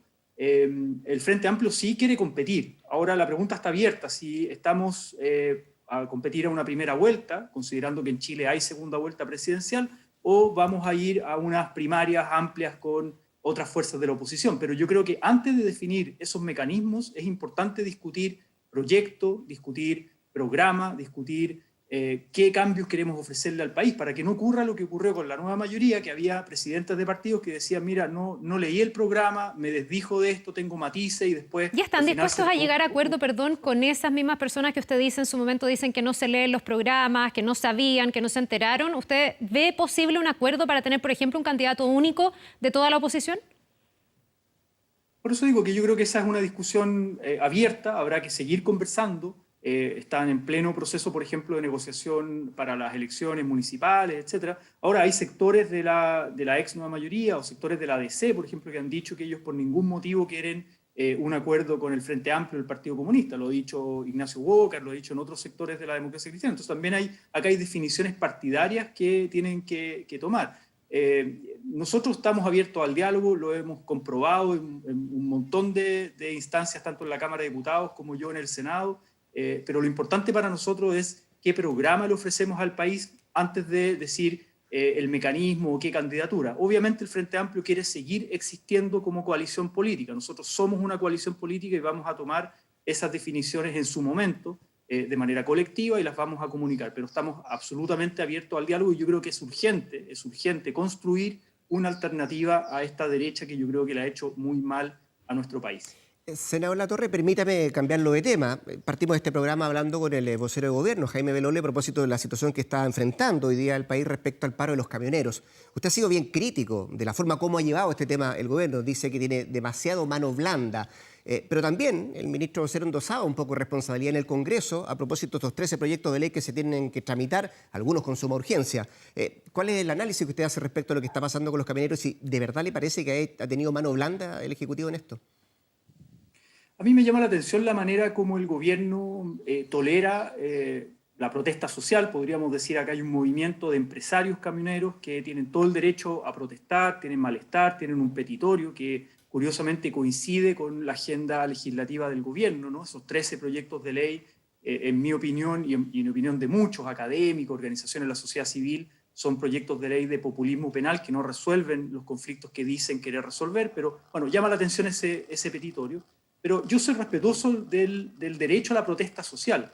Lo que me llama la atención es la manera como el gobierno aborda esa protesta social, cómo envía, por ejemplo, a carabineros a observar esa protesta social de los empresarios camioneros, en una actitud no provocadora, en una actitud de diálogo, sin bombas lacrimógenas, sin disparar perdigones a los ojos de las personas que se movilizan, sin apalearlos, sin detenerlos, ¿no? En medio de una pandemia, con estado de excepción, con problemas de... por ejemplo, yo conversaba con gente del colegio médico y decía, tenemos problemas para trasladar ambulancias, funcionarios en medio de una pandemia, y llama la atención cuando hay una protesta social de otros movimientos, ¿no? Movimientos estudiantiles, sindicales, el movimiento mapuche, cuando la actitud del gobierno y de las fuerzas represivas son completamente distintas. ¿Senador? Entonces, parece ser que acá hay una complicidad y hay una vocería por parte del gobierno, del ministro Pérez, de otros ministros, incluso el presidente Piñera, de más bien querer avanzar en una agenda legislativa y en complicidad con este movimiento. ¿Usted de los que piensa, al igual que otros colegas suyos en el hemiciclo, de que debiese haberse invocado la Ley de Seguridad Interior del Estado? ¿O al menos que lo pensara el gobierno respecto a este tema? Es una facultad que tiene el gobierno.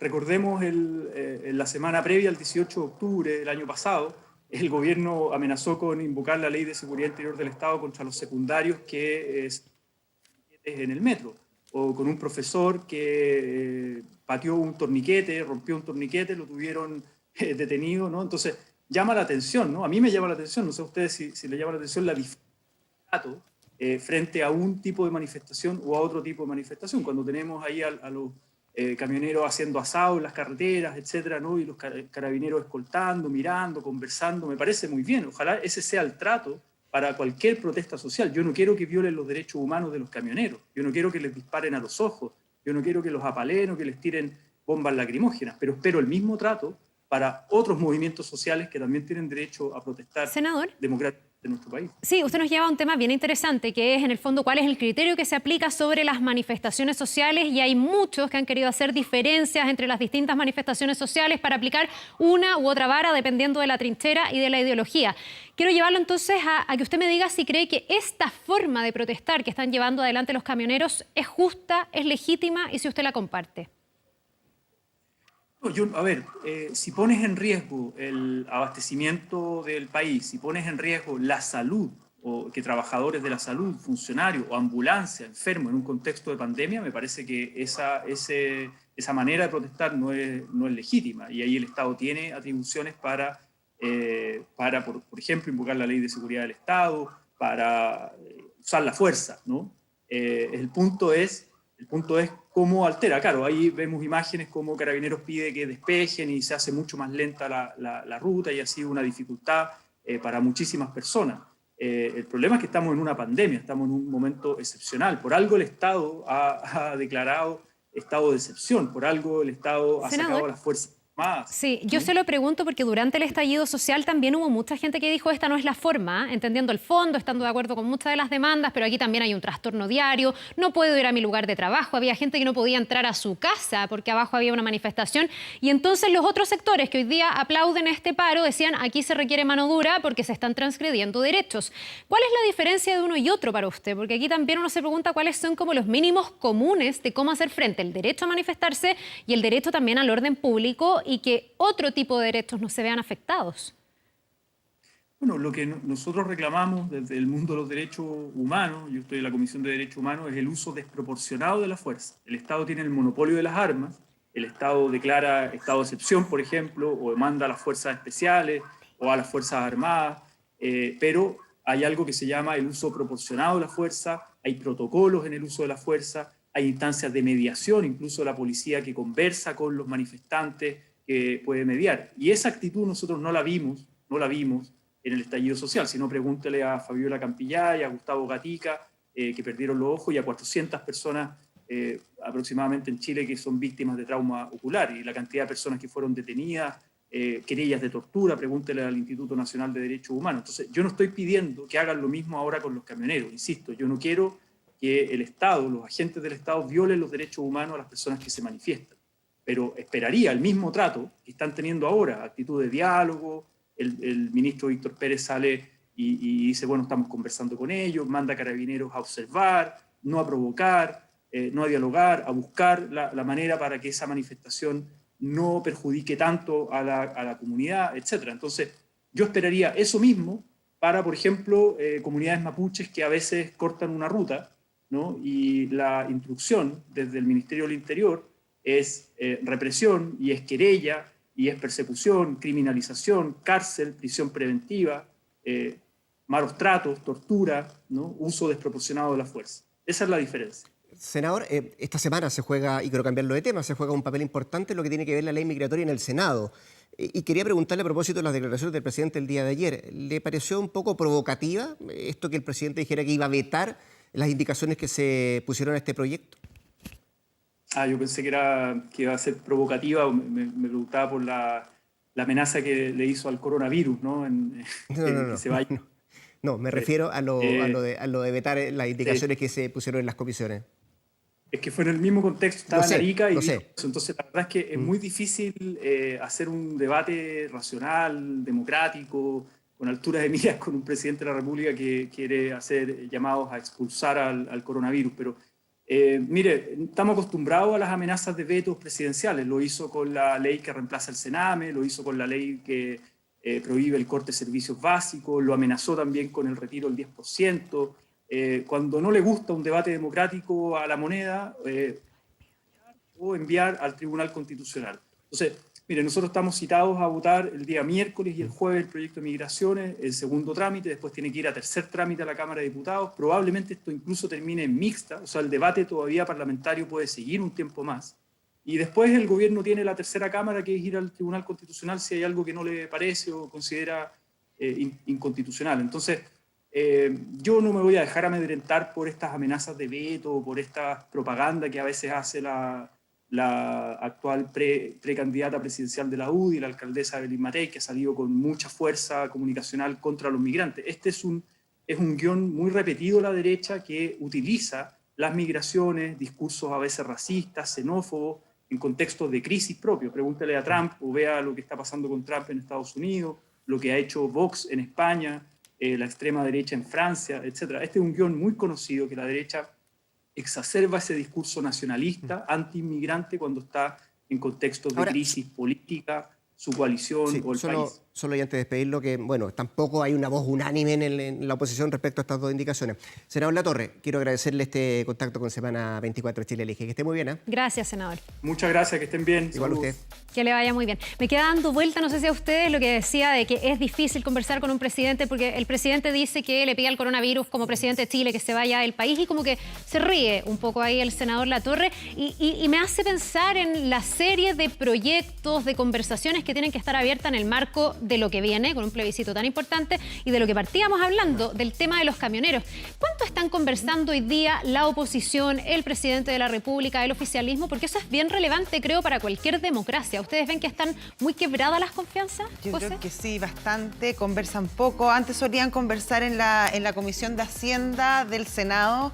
Generalmente ahí se tomaron muchas decisiones, se llegó a varios acuerdos. Hoy vemos que incluso esa comisión está bastante quebrada. De hecho, fue en esa comisión donde se introdujeron la mayoría de las indicaciones justamente a la ley de migraciones, que vuelve a poner y a enfrentar al gobierno con la oposición, aunque no toda, porque hay voces dentro de la oposición claramente, y tiene sobre todo que ver con los parlamentarios que están en zonas donde hay mucha migración, que se oponen a este proyecto. Ahora, en este proyecto en particular, a mí me da mucha pena que se esté legislando justo ahora. Es un proyecto antiguo, tiene más de 7 años en el Congreso y se está viendo ahora justamente cuando el país probablemente va a enfrentar, o han dicho todos los estudios, que se viene una ola migratoria muy importante producto del coronavirus, porque si bien nos va a afectar a todos como región, probablemente Chile, según los estudios y según las proyecciones, es el país que antes salga justamente de esta recesión. Ahora, yo creo que criminalizar la migración y decir que los migrantes son todos criminales es un despropósito, es una mentira. pero también hay que tener en cuenta que el panorama se complica con esta avalancha de migrantes que podría llegar, sobre todo donde vemos niveles de desempleo altísimos, como los que conocimos en el INE, bueno, el viernes pasado. Sí, aguántame, Rodrigo, Octavia, porque entiendo que nos vamos a ir a una pausa, pero tenemos un montón de temas que seguir conversando junto a nuestro panel, así que guárdense un ratito. Sí, les agradecemos el haber estado los este vamos a domingo con despedir, nosotros. se nos fue el Rodrigo, tiempo. Octavia, José, nos vamos. Guárdense para el otro domingo. Nos queda. Ya, Sí. no, pero miren, vamos a hacerlo bien democrático. Sí, Hagamos sí, me quedó un un par cierre de para segundos acá. al cierre. Minutos al Vamos. cierre, Rodrigo Vergara. Que el diálogo es imposible con una fragmentación como la de hoy día, digamos, con un parlamento atomizado y una crispación política que no viene de la pandemia, si nosotros venimos del estallido social de octubre pasado. No hay que obviar ese escenario. Y se viene la presidencial, se vienen las elecciones. Todos los partidos están sacando cálculos y en la oposición están lejos de tener un discurso unitario, incluso en la ley de migración. Así es. ¿Está bien? Solo para cerrar con respecto a la erupción de Longueira, en el fondo que te da cuenta de una UDI que al menos tiene un lujo de tener 3 y Chile Vamos puede llegar a 4 candidatos si tú le sumas a Felipe Kast, que estaba hace poco con usted y puede estar ahí. Y Felipe Arboe, senador, y Heraldo Muñoz, presidente del PPD, retomando y llamando con urgencia a la izquierda a tomar la bandera de la socialdemocracia. ¿Qué te dice eso? Hay un vacío al frente que Lavín capitalizó como nunca con ese discurso de la socialdemocracia y que te abre obviamente los ojos con respecto a que hay muchos de la derecha, y con esto cierro hablando con parlamentarios, que dan por seguro que ganan la segunda presidencial que viene ahora. ¿Por qué? Porque no hay ninguna figura en la oposición que pueda aparecer con fuerza para cerrar el 2021. Queda harto todavía, Sí. eso sí. José, no sé si tienen algo más porque... Cortito, muy cortito. 2 nombres que hay que tener ojo. Gonzalo Arenas, jefe de asesores del ministro Pérez, es quien está llevando las negociaciones en la Araucanía. Y Anthony Guterres, experto en comunicaciones españolas, quien sería el principal orejero de Joaquín Lavín. Mira tú, ¿ah? José, Octavia, Rodrigo, ahora sí, gracias, ¿ah? No estamos juntos. Muy entretenido, gracias, que les vaya bien. Ahora sí, pausa. Y nosotros vamos a una pausa. Pausa Ya. comercial y ya volvemos con más temas acá. A semana 24, Chile Elige. Ay, nunca entendí. Semana 24. Semana 24.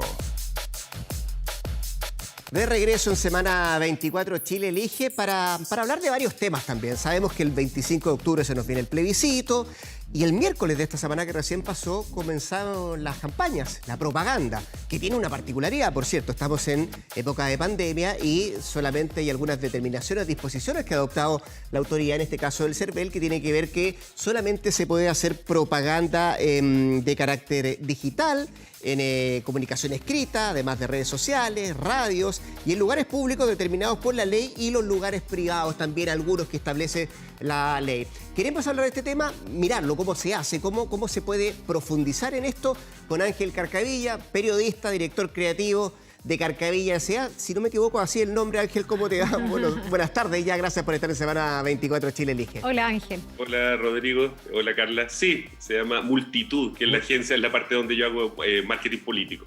Bueno, Pero aprovechemos Carcavilla eso. es la otra parte. Aprovechemos ese marketing político en el cual tú trabajas para tratar de entender un poco cómo se hace campaña, cómo se hace propaganda en tiempos de pandemia, Ángel. Me imagino que debe ser, primero, complejo. Segundo, el discurso o la señal que tú quieres dar o a dónde quieres llegar debe ser un poco más sofisticado, ¿no? Tiene varias complejidades.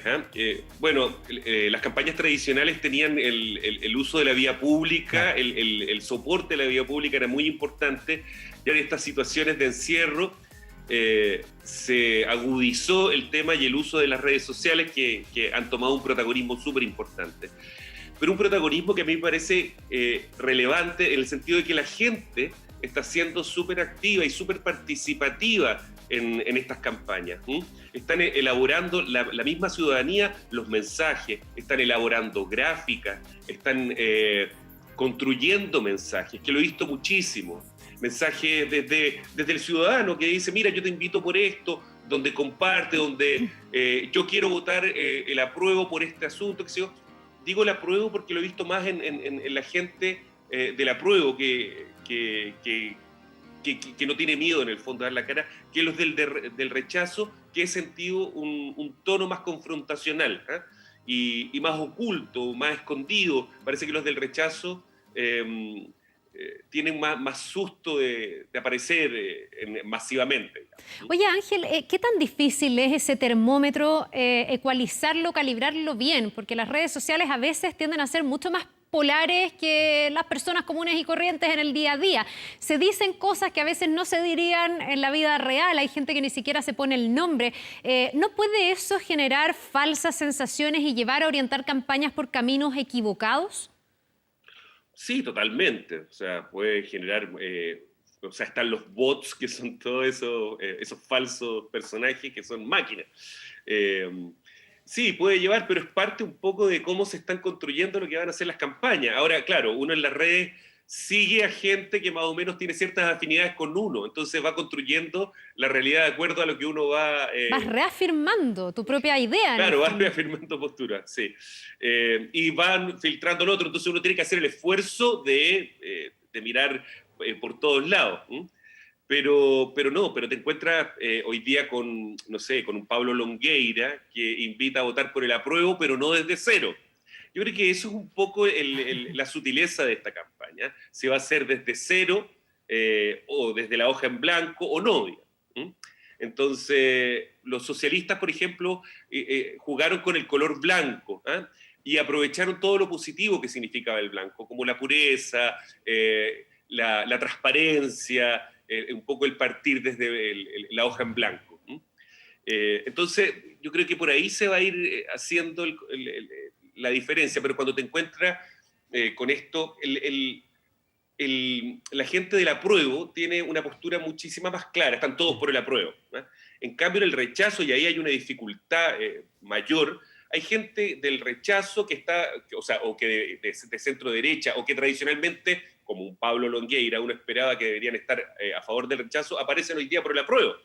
Entonces empieza a provocarse una confusión muy grande, y eso en la construcción del discurso empieza a mellar, empieza a debilitarlo. Entonces siento que el rechazo mismo está cavando su propia tumba con estas otras voces.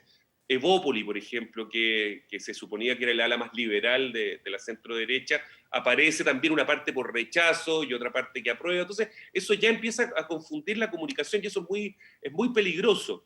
RN en una pieza trata de explicarlo. RN hace una pieza donde dice, mira, en la familia hay gente que piensa distinto, pero finalmente es una misma familia, como decir, ¿sabéis qué? Esto está pasándonos a nosotros, te lo explico así.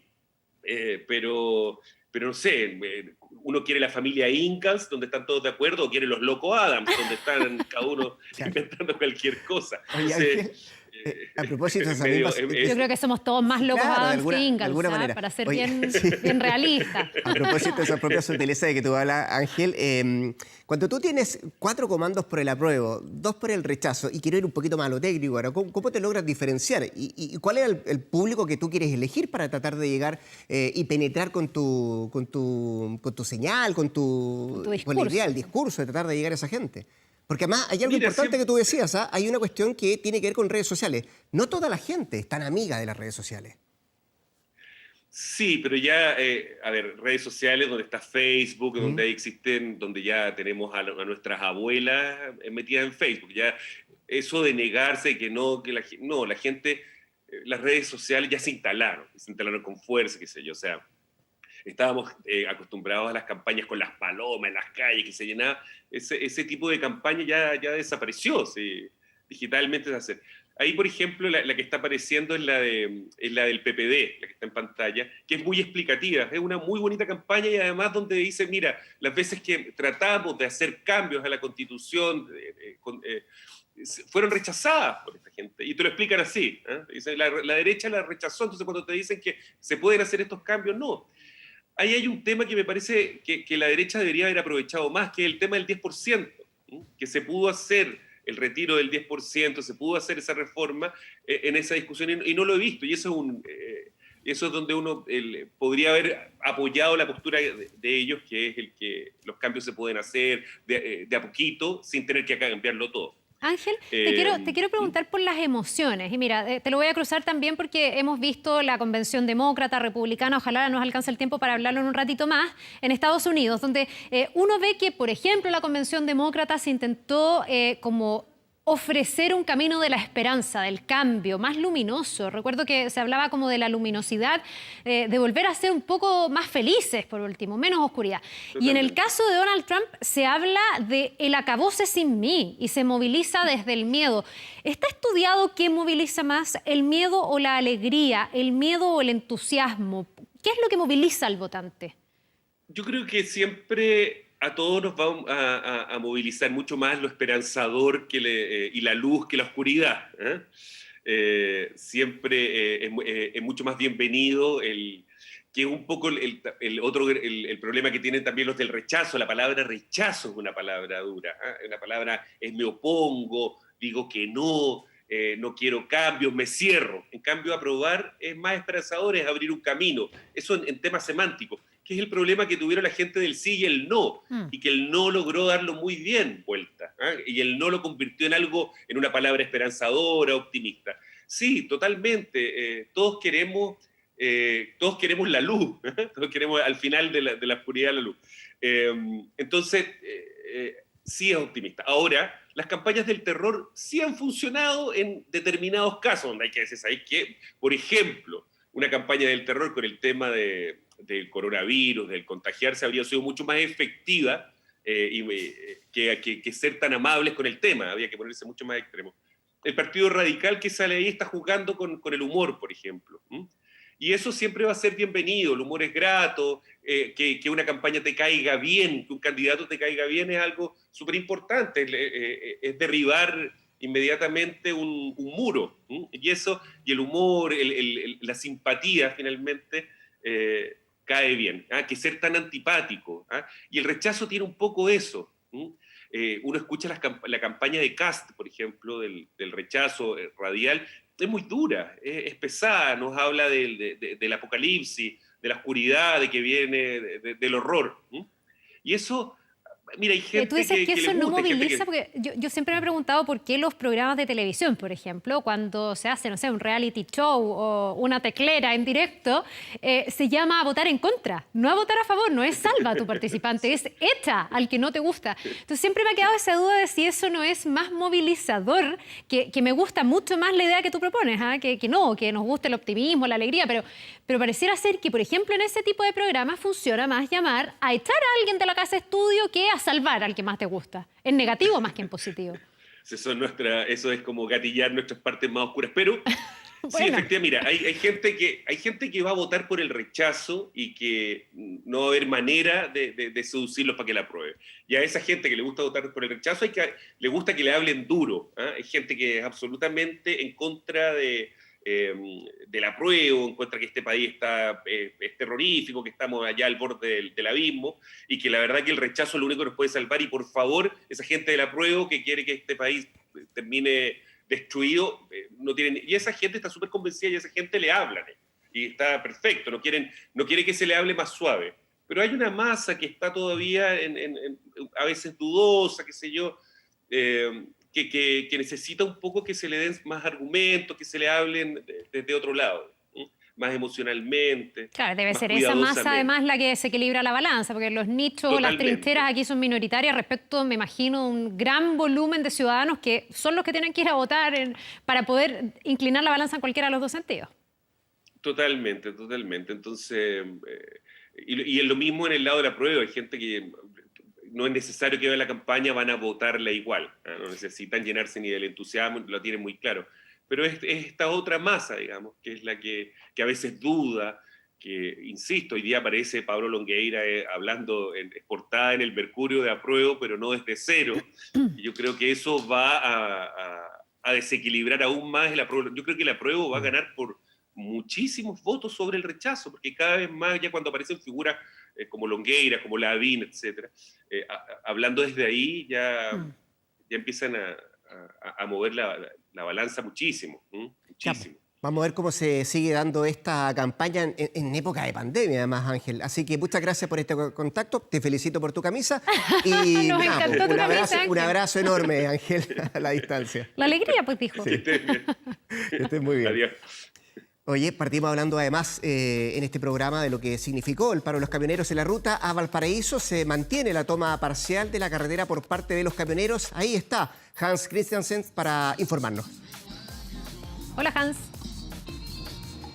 Hola, muy buenas tardes, Carla, Rodrigo, ¿cómo están? Nosotros desde la ruta 68, las imágenes en vivo de Patricio Rifo, allí lo ven. Podemos ver cómo ya los camioneros que más temprano estaban todavía dentro de sus máquinas ya se han apostado acá afuera. Nosotros estamos mostrando la entrada hacia Valparaíso, estos vehículos que vienen en dirección desde la capital hacia nuestra zona y la verdad ya se están preparando, por ejemplo, allí para realizar algún tipo de celebración, evidentemente seguir realizando apoyo, sumar apoyo de los colegas que, por ejemplo, vienen llegando por este sector. El tránsito ha estado bastante expedito en esta jornada. Recordemos que tanto ayer como hoy día no se vivió ningún tipo de atochamiento problemático específicamente en este sector. Allí nosotros veíamos una especie de conos, pero la verdad es que están posicionados solamente para generar cierto tipo de disminución en la velocidad de los vehículos que vienen pasando por este sector y que de esta manera no tener problemas, por ejemplo, con algunos de los manifestantes que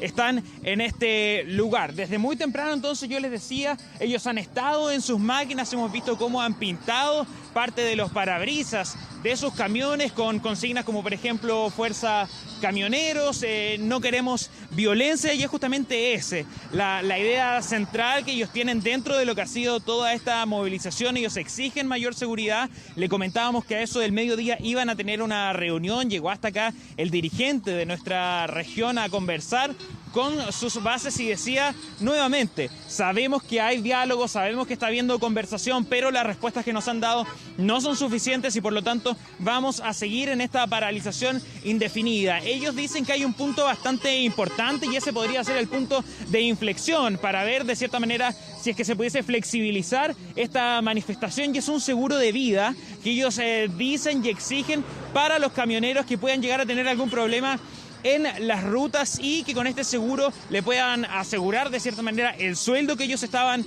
ganando mientras estaban trabajando antes de haber sufrido algún tipo de hecho conflictivo en su jornada laboral. Ese punto en particular dicen que no está resuelto y es por eso entonces que ellos van a seguir en esta paralización indefinida acá en la región de Valparaíso, no descartando dentro de las próximas jornadas, decían ya desde mañana, poder intensificar los cortes incluso y dónde están posicionados dentro de las principales rutas acá en la zona central.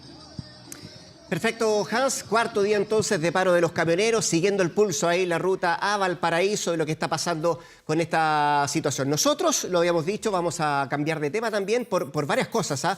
Al principio decíamos que íbamos a hablar también de lo que pasaba en la elección en Estados Unidos. El próximo 3 de noviembre, y dentro de otras cosas también, ver cómo termina la convención republicana que se dio recién esta semana. El jueves usó la palabra el presidente de los Estados Unidos, Donald Trump.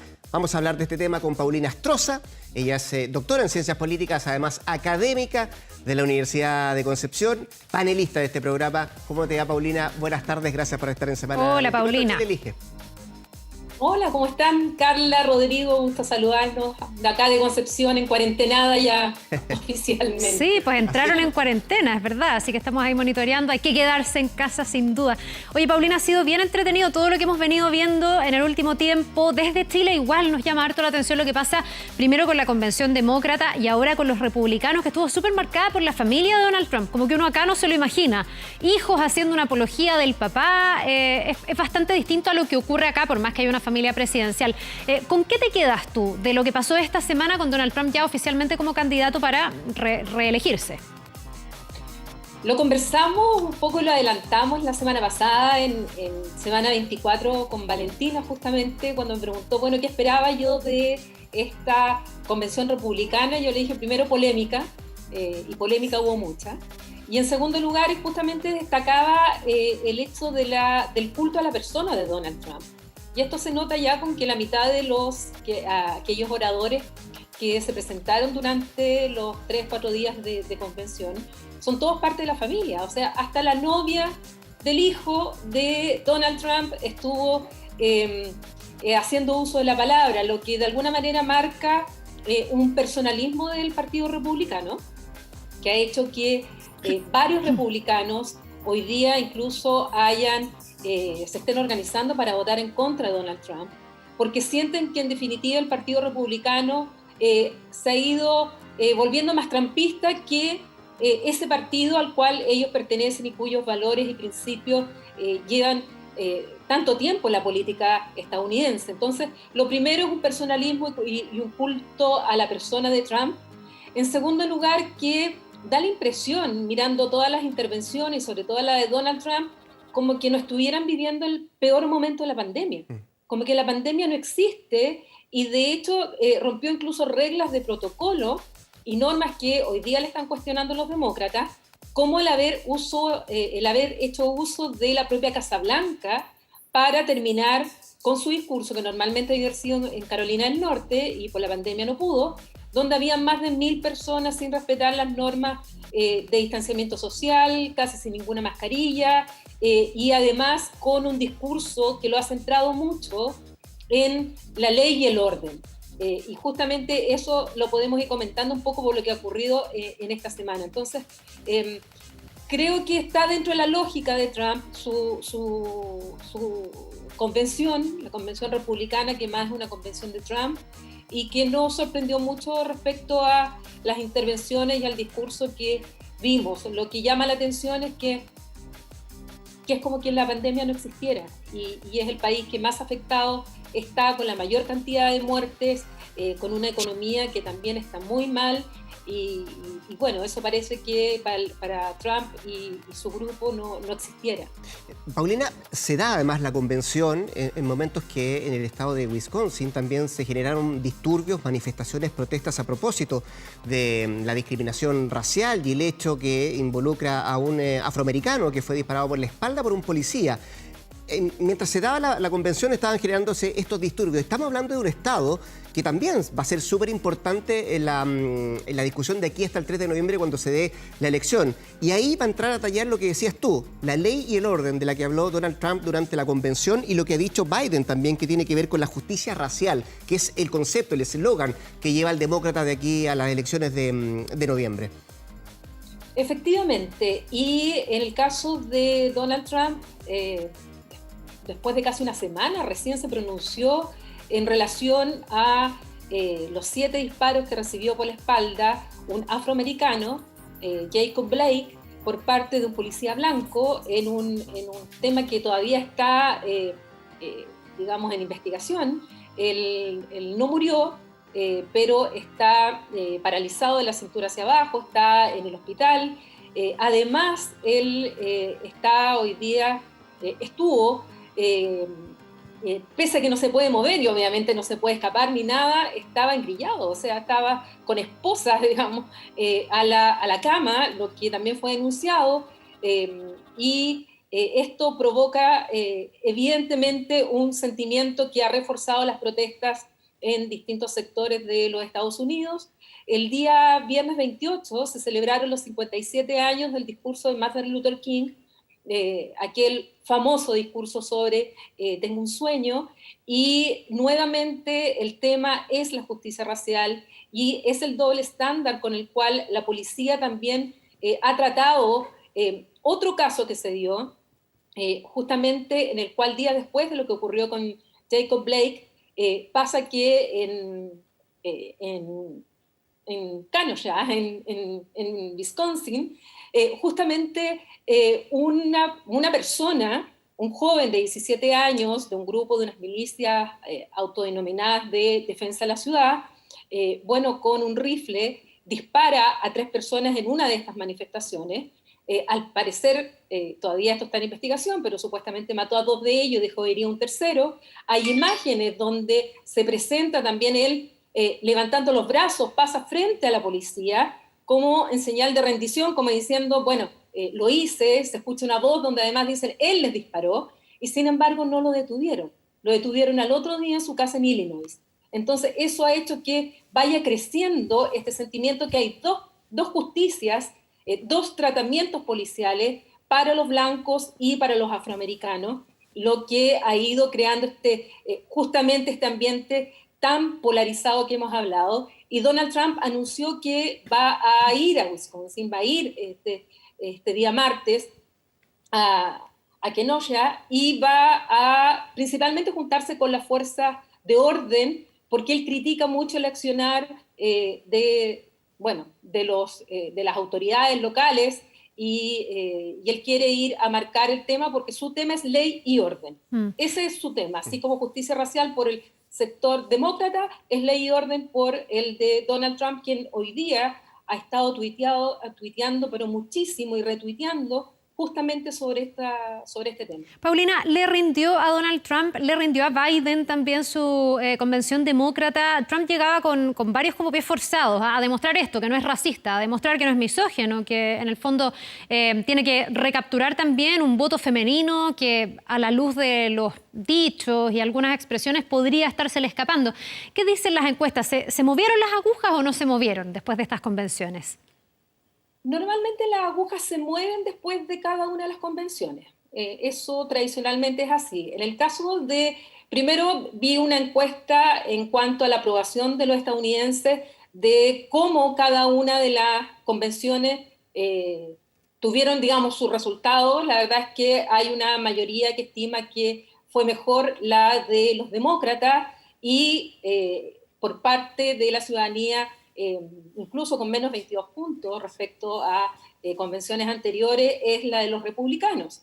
Sin embargo, cuando uno ve algunas encuestas post convenciones, uno se da cuenta que algunas de ellas están indicando que se habría estrechado un poquitito la diferencia entre los demócratas y los republicanos. Sigue John Biden liderando las encuestas, pero por menos que antes de la convención, y que en ese sentido John Biden no habría ganado más votos después de la convención. En cambio, Trump sí habría ganado un poco más de aprobación por parte, sobre todo, del voto blanco, y no estaba principalmente dirigida esta convención a ir por el voto femenino o tratar de... Algo fue el discurso de Melania Trump, pero no era fundamentalmente ahí. Lo que están planteando ellos, en definitiva, es esto que yo te señalaba, la ley y el orden, que si ganan los demócratas, lo que va a ocurrir es que el caos, la anarquía y todo esto que ya se ha visto en algunas ciudades de actos de violencia, esto va a aumentar. Entonces lo que están utilizando nuevamente es el miedo para ganar a ese sector más moderado, que lo que quiere es justamente ley y orden y seguridad, y hacia allá está apuntando Donald Trump. Ahora, agrego un dato de anoche, que ocurrió un enfrentamiento en Portland entre un sector que es partidario de Donald Trump con manifestaciones en contra de la justicia racial o de la violencia policial, y murió uno de aquellos que se enfrentaron en peleas. No hay mucha mayor información, pero llevaba un jockey de estos grupos de partidarios de Trump y habría muerto anoche en estos enfrentamientos. Entonces eso es muy peligroso porque ya la sociedad está tan polarizada y los extremos ya están llegando a enfrentarse directamente y además armados. Y eso también es muy preocupante. Seguramente va a ser la elección más polarizada del último tiempo en los Estados Unidos. Paulina Astroza, doctora en Ciencia Política, panelista de este programa, además académica de la Universidad de Concepción. Muchas gracias por este contacto con Semana 24 Chile Elige. Que estés muy bien. Gracias, Paulina. Gracias, Paulina. Un abrazo. Chao, chao. No, gracias a ustedes y un gusto estar con ustedes, Carla y Rodrigo. Bien, sigamos avanzando, volvemos a nuestro país con temas locales. Vamos a ir al Palacio de la Moneda con Pamela Araya. Estamos esperando el balance del MinSal. Podría haber también anuncios para los adultos mayores y, por supuesto, muy atentos, Pamela, a todo lo que sigue ocurriendo con el paro de camioneros. ¿Cómo estás? Buenas tardes. Hola, Pamela. Hola, ¿cómo están? Muy buenas tardes. Sí, se supone que a la 1 de la tarde debería entregarse este balance con novedades relevantes para los adultos mayores. De hecho, se ha adelantado en las últimas horas que se estaría dando a conocer finalmente el desconfinamiento total para todos aquellos mayores de 75 años en las comunas que estén de un paso 2 hacia adelante. Sabemos que aquellos que están en cuarentena, todos los ciudadanos, independiente de la edad, tienen que sacar un permiso para salir a comprar, por ejemplo, o hacer otros trámites. Así las cosas, entonces, es que en el día de hoy la reunión ha sido bastante extensa. De hecho, se nos dice que está el presidente de la República, pero no solo ha llegado el ministro de Salud, sino que también está la primera dama, el ministro de Defensa, el ministro de Economía y por supuesto que el ministro del Interior, Víctor Pérez, que está dentro de todas estas reuniones, pero sabemos que la expectación está dada también por lo que está ocurriendo con el paro de los camioneros y con las advertencias que han sido dadas en las últimas horas de parte del principal dirigente de este gremio que está liderando esta movilización, que es Luis Villagrán. Pero recordemos que al menos en el día de ayer y después de hace bastante tiempo se superó la barrera de los 2.000 casos, 2.033 casos de contagios de coronavirus, aunque al menos hasta ahora las autoridades han dicho que la situación más crítica se vive en Magallanes, pero también en la región del Biobío. Todos estos son datos, por supuesto, que se dieron a conocer en el día de ayer y se está a la espera de lo que se pueda decir en el día de hoy, sobre todo además considerando que se viene una etapa bien importante a partir de este lunes para otras comunas de la región metropolitana que van a salir de cuarentena, entre ellas Macul, La Florida, Cerrillos, entre otras que van a terminar con la etapa 1, que es el confinamiento total, la cuarentena, para pasar finalmente a la etapa 2, que es de transición, que es libertad, al menos hasta que no se decreta el toque de queda, libertad para salir de lunes a viernes, pero, por ejemplo, como estamos aquí en la comuna de Santiago, con cuarentena los sábados y los domingos. Un informe entonces del Ministerio de Salud que yo les decía se podría dar en los próximos minutos acá en el Palacio de la Moneda. Se habló de la una y, por supuesto, atentos a lo que se vaya a decir respecto de los adultos mayores en nuestro país. Sí, es importante eso que tú decías, la presencia también de la gente que está hasta ahora en la Moneda, Pame, que tiene que ver, lo decías, claro, es la primera dama, Cecilia Morel, que está en el Palacio de Gobierno. Ella ha sido una de las impulsoras justamente para que los adultos mayores puedan tener un poquito mayor libertad, que puedan salir a la calle. Estamos hablando, por cierto, en comunas que están en transición, que van a poder hacer ese paso. Hubo incluso un recurso que interpuso un grupo de abogados que son adultos mayores, el ex fiscal nacional Piedrabuena y otros más, diciendo que les parecía que esto era discriminatorio, que por qué si ellos están vitales, con su mente bien, no pueden salir y por qué han tenido un trato distinto al resto de la ciudadanía. Lo concreto es que hoy día podríamos tener novedades en esta materia y los adultos mayores podrían gozar de un poquitito más de libertad en el marco de todavía un escenario muy frágil, muy complejo, donde estamos en muchas comunas en transición. A partir del lunes más de la mitad de la región metropolitana en transición, pero también durante los fines de semana en cuarentena. Así que hay que seguir cuidándose. Ese sigue siendo sin duda el llamado. Claro que sí, así es que gracias, Pame, por este contacto con la Moneda. Pendientes, por cierto, de todo lo que va a pasar en los próximos minutos ahí en el Palacio de Gobierno. Así es, y nos vamos despidiendo nosotros. Ya vienen todas las noticias junto a Davor Juranovic. Muchas gracias por habernos acompañado. Fue nuestro primer Semana 24 Chile Elige, recuérdenlo, los vamos a acompañar todos los domingos que quedan hasta el plebiscito. De 11 a 1 de la tarde estaremos junto a usted. ¿Vamos a almorzar? Sí, nos vamos a almorzar. Que les vaya muy bien, nos vemos. Que sacan TVN. Almorzar.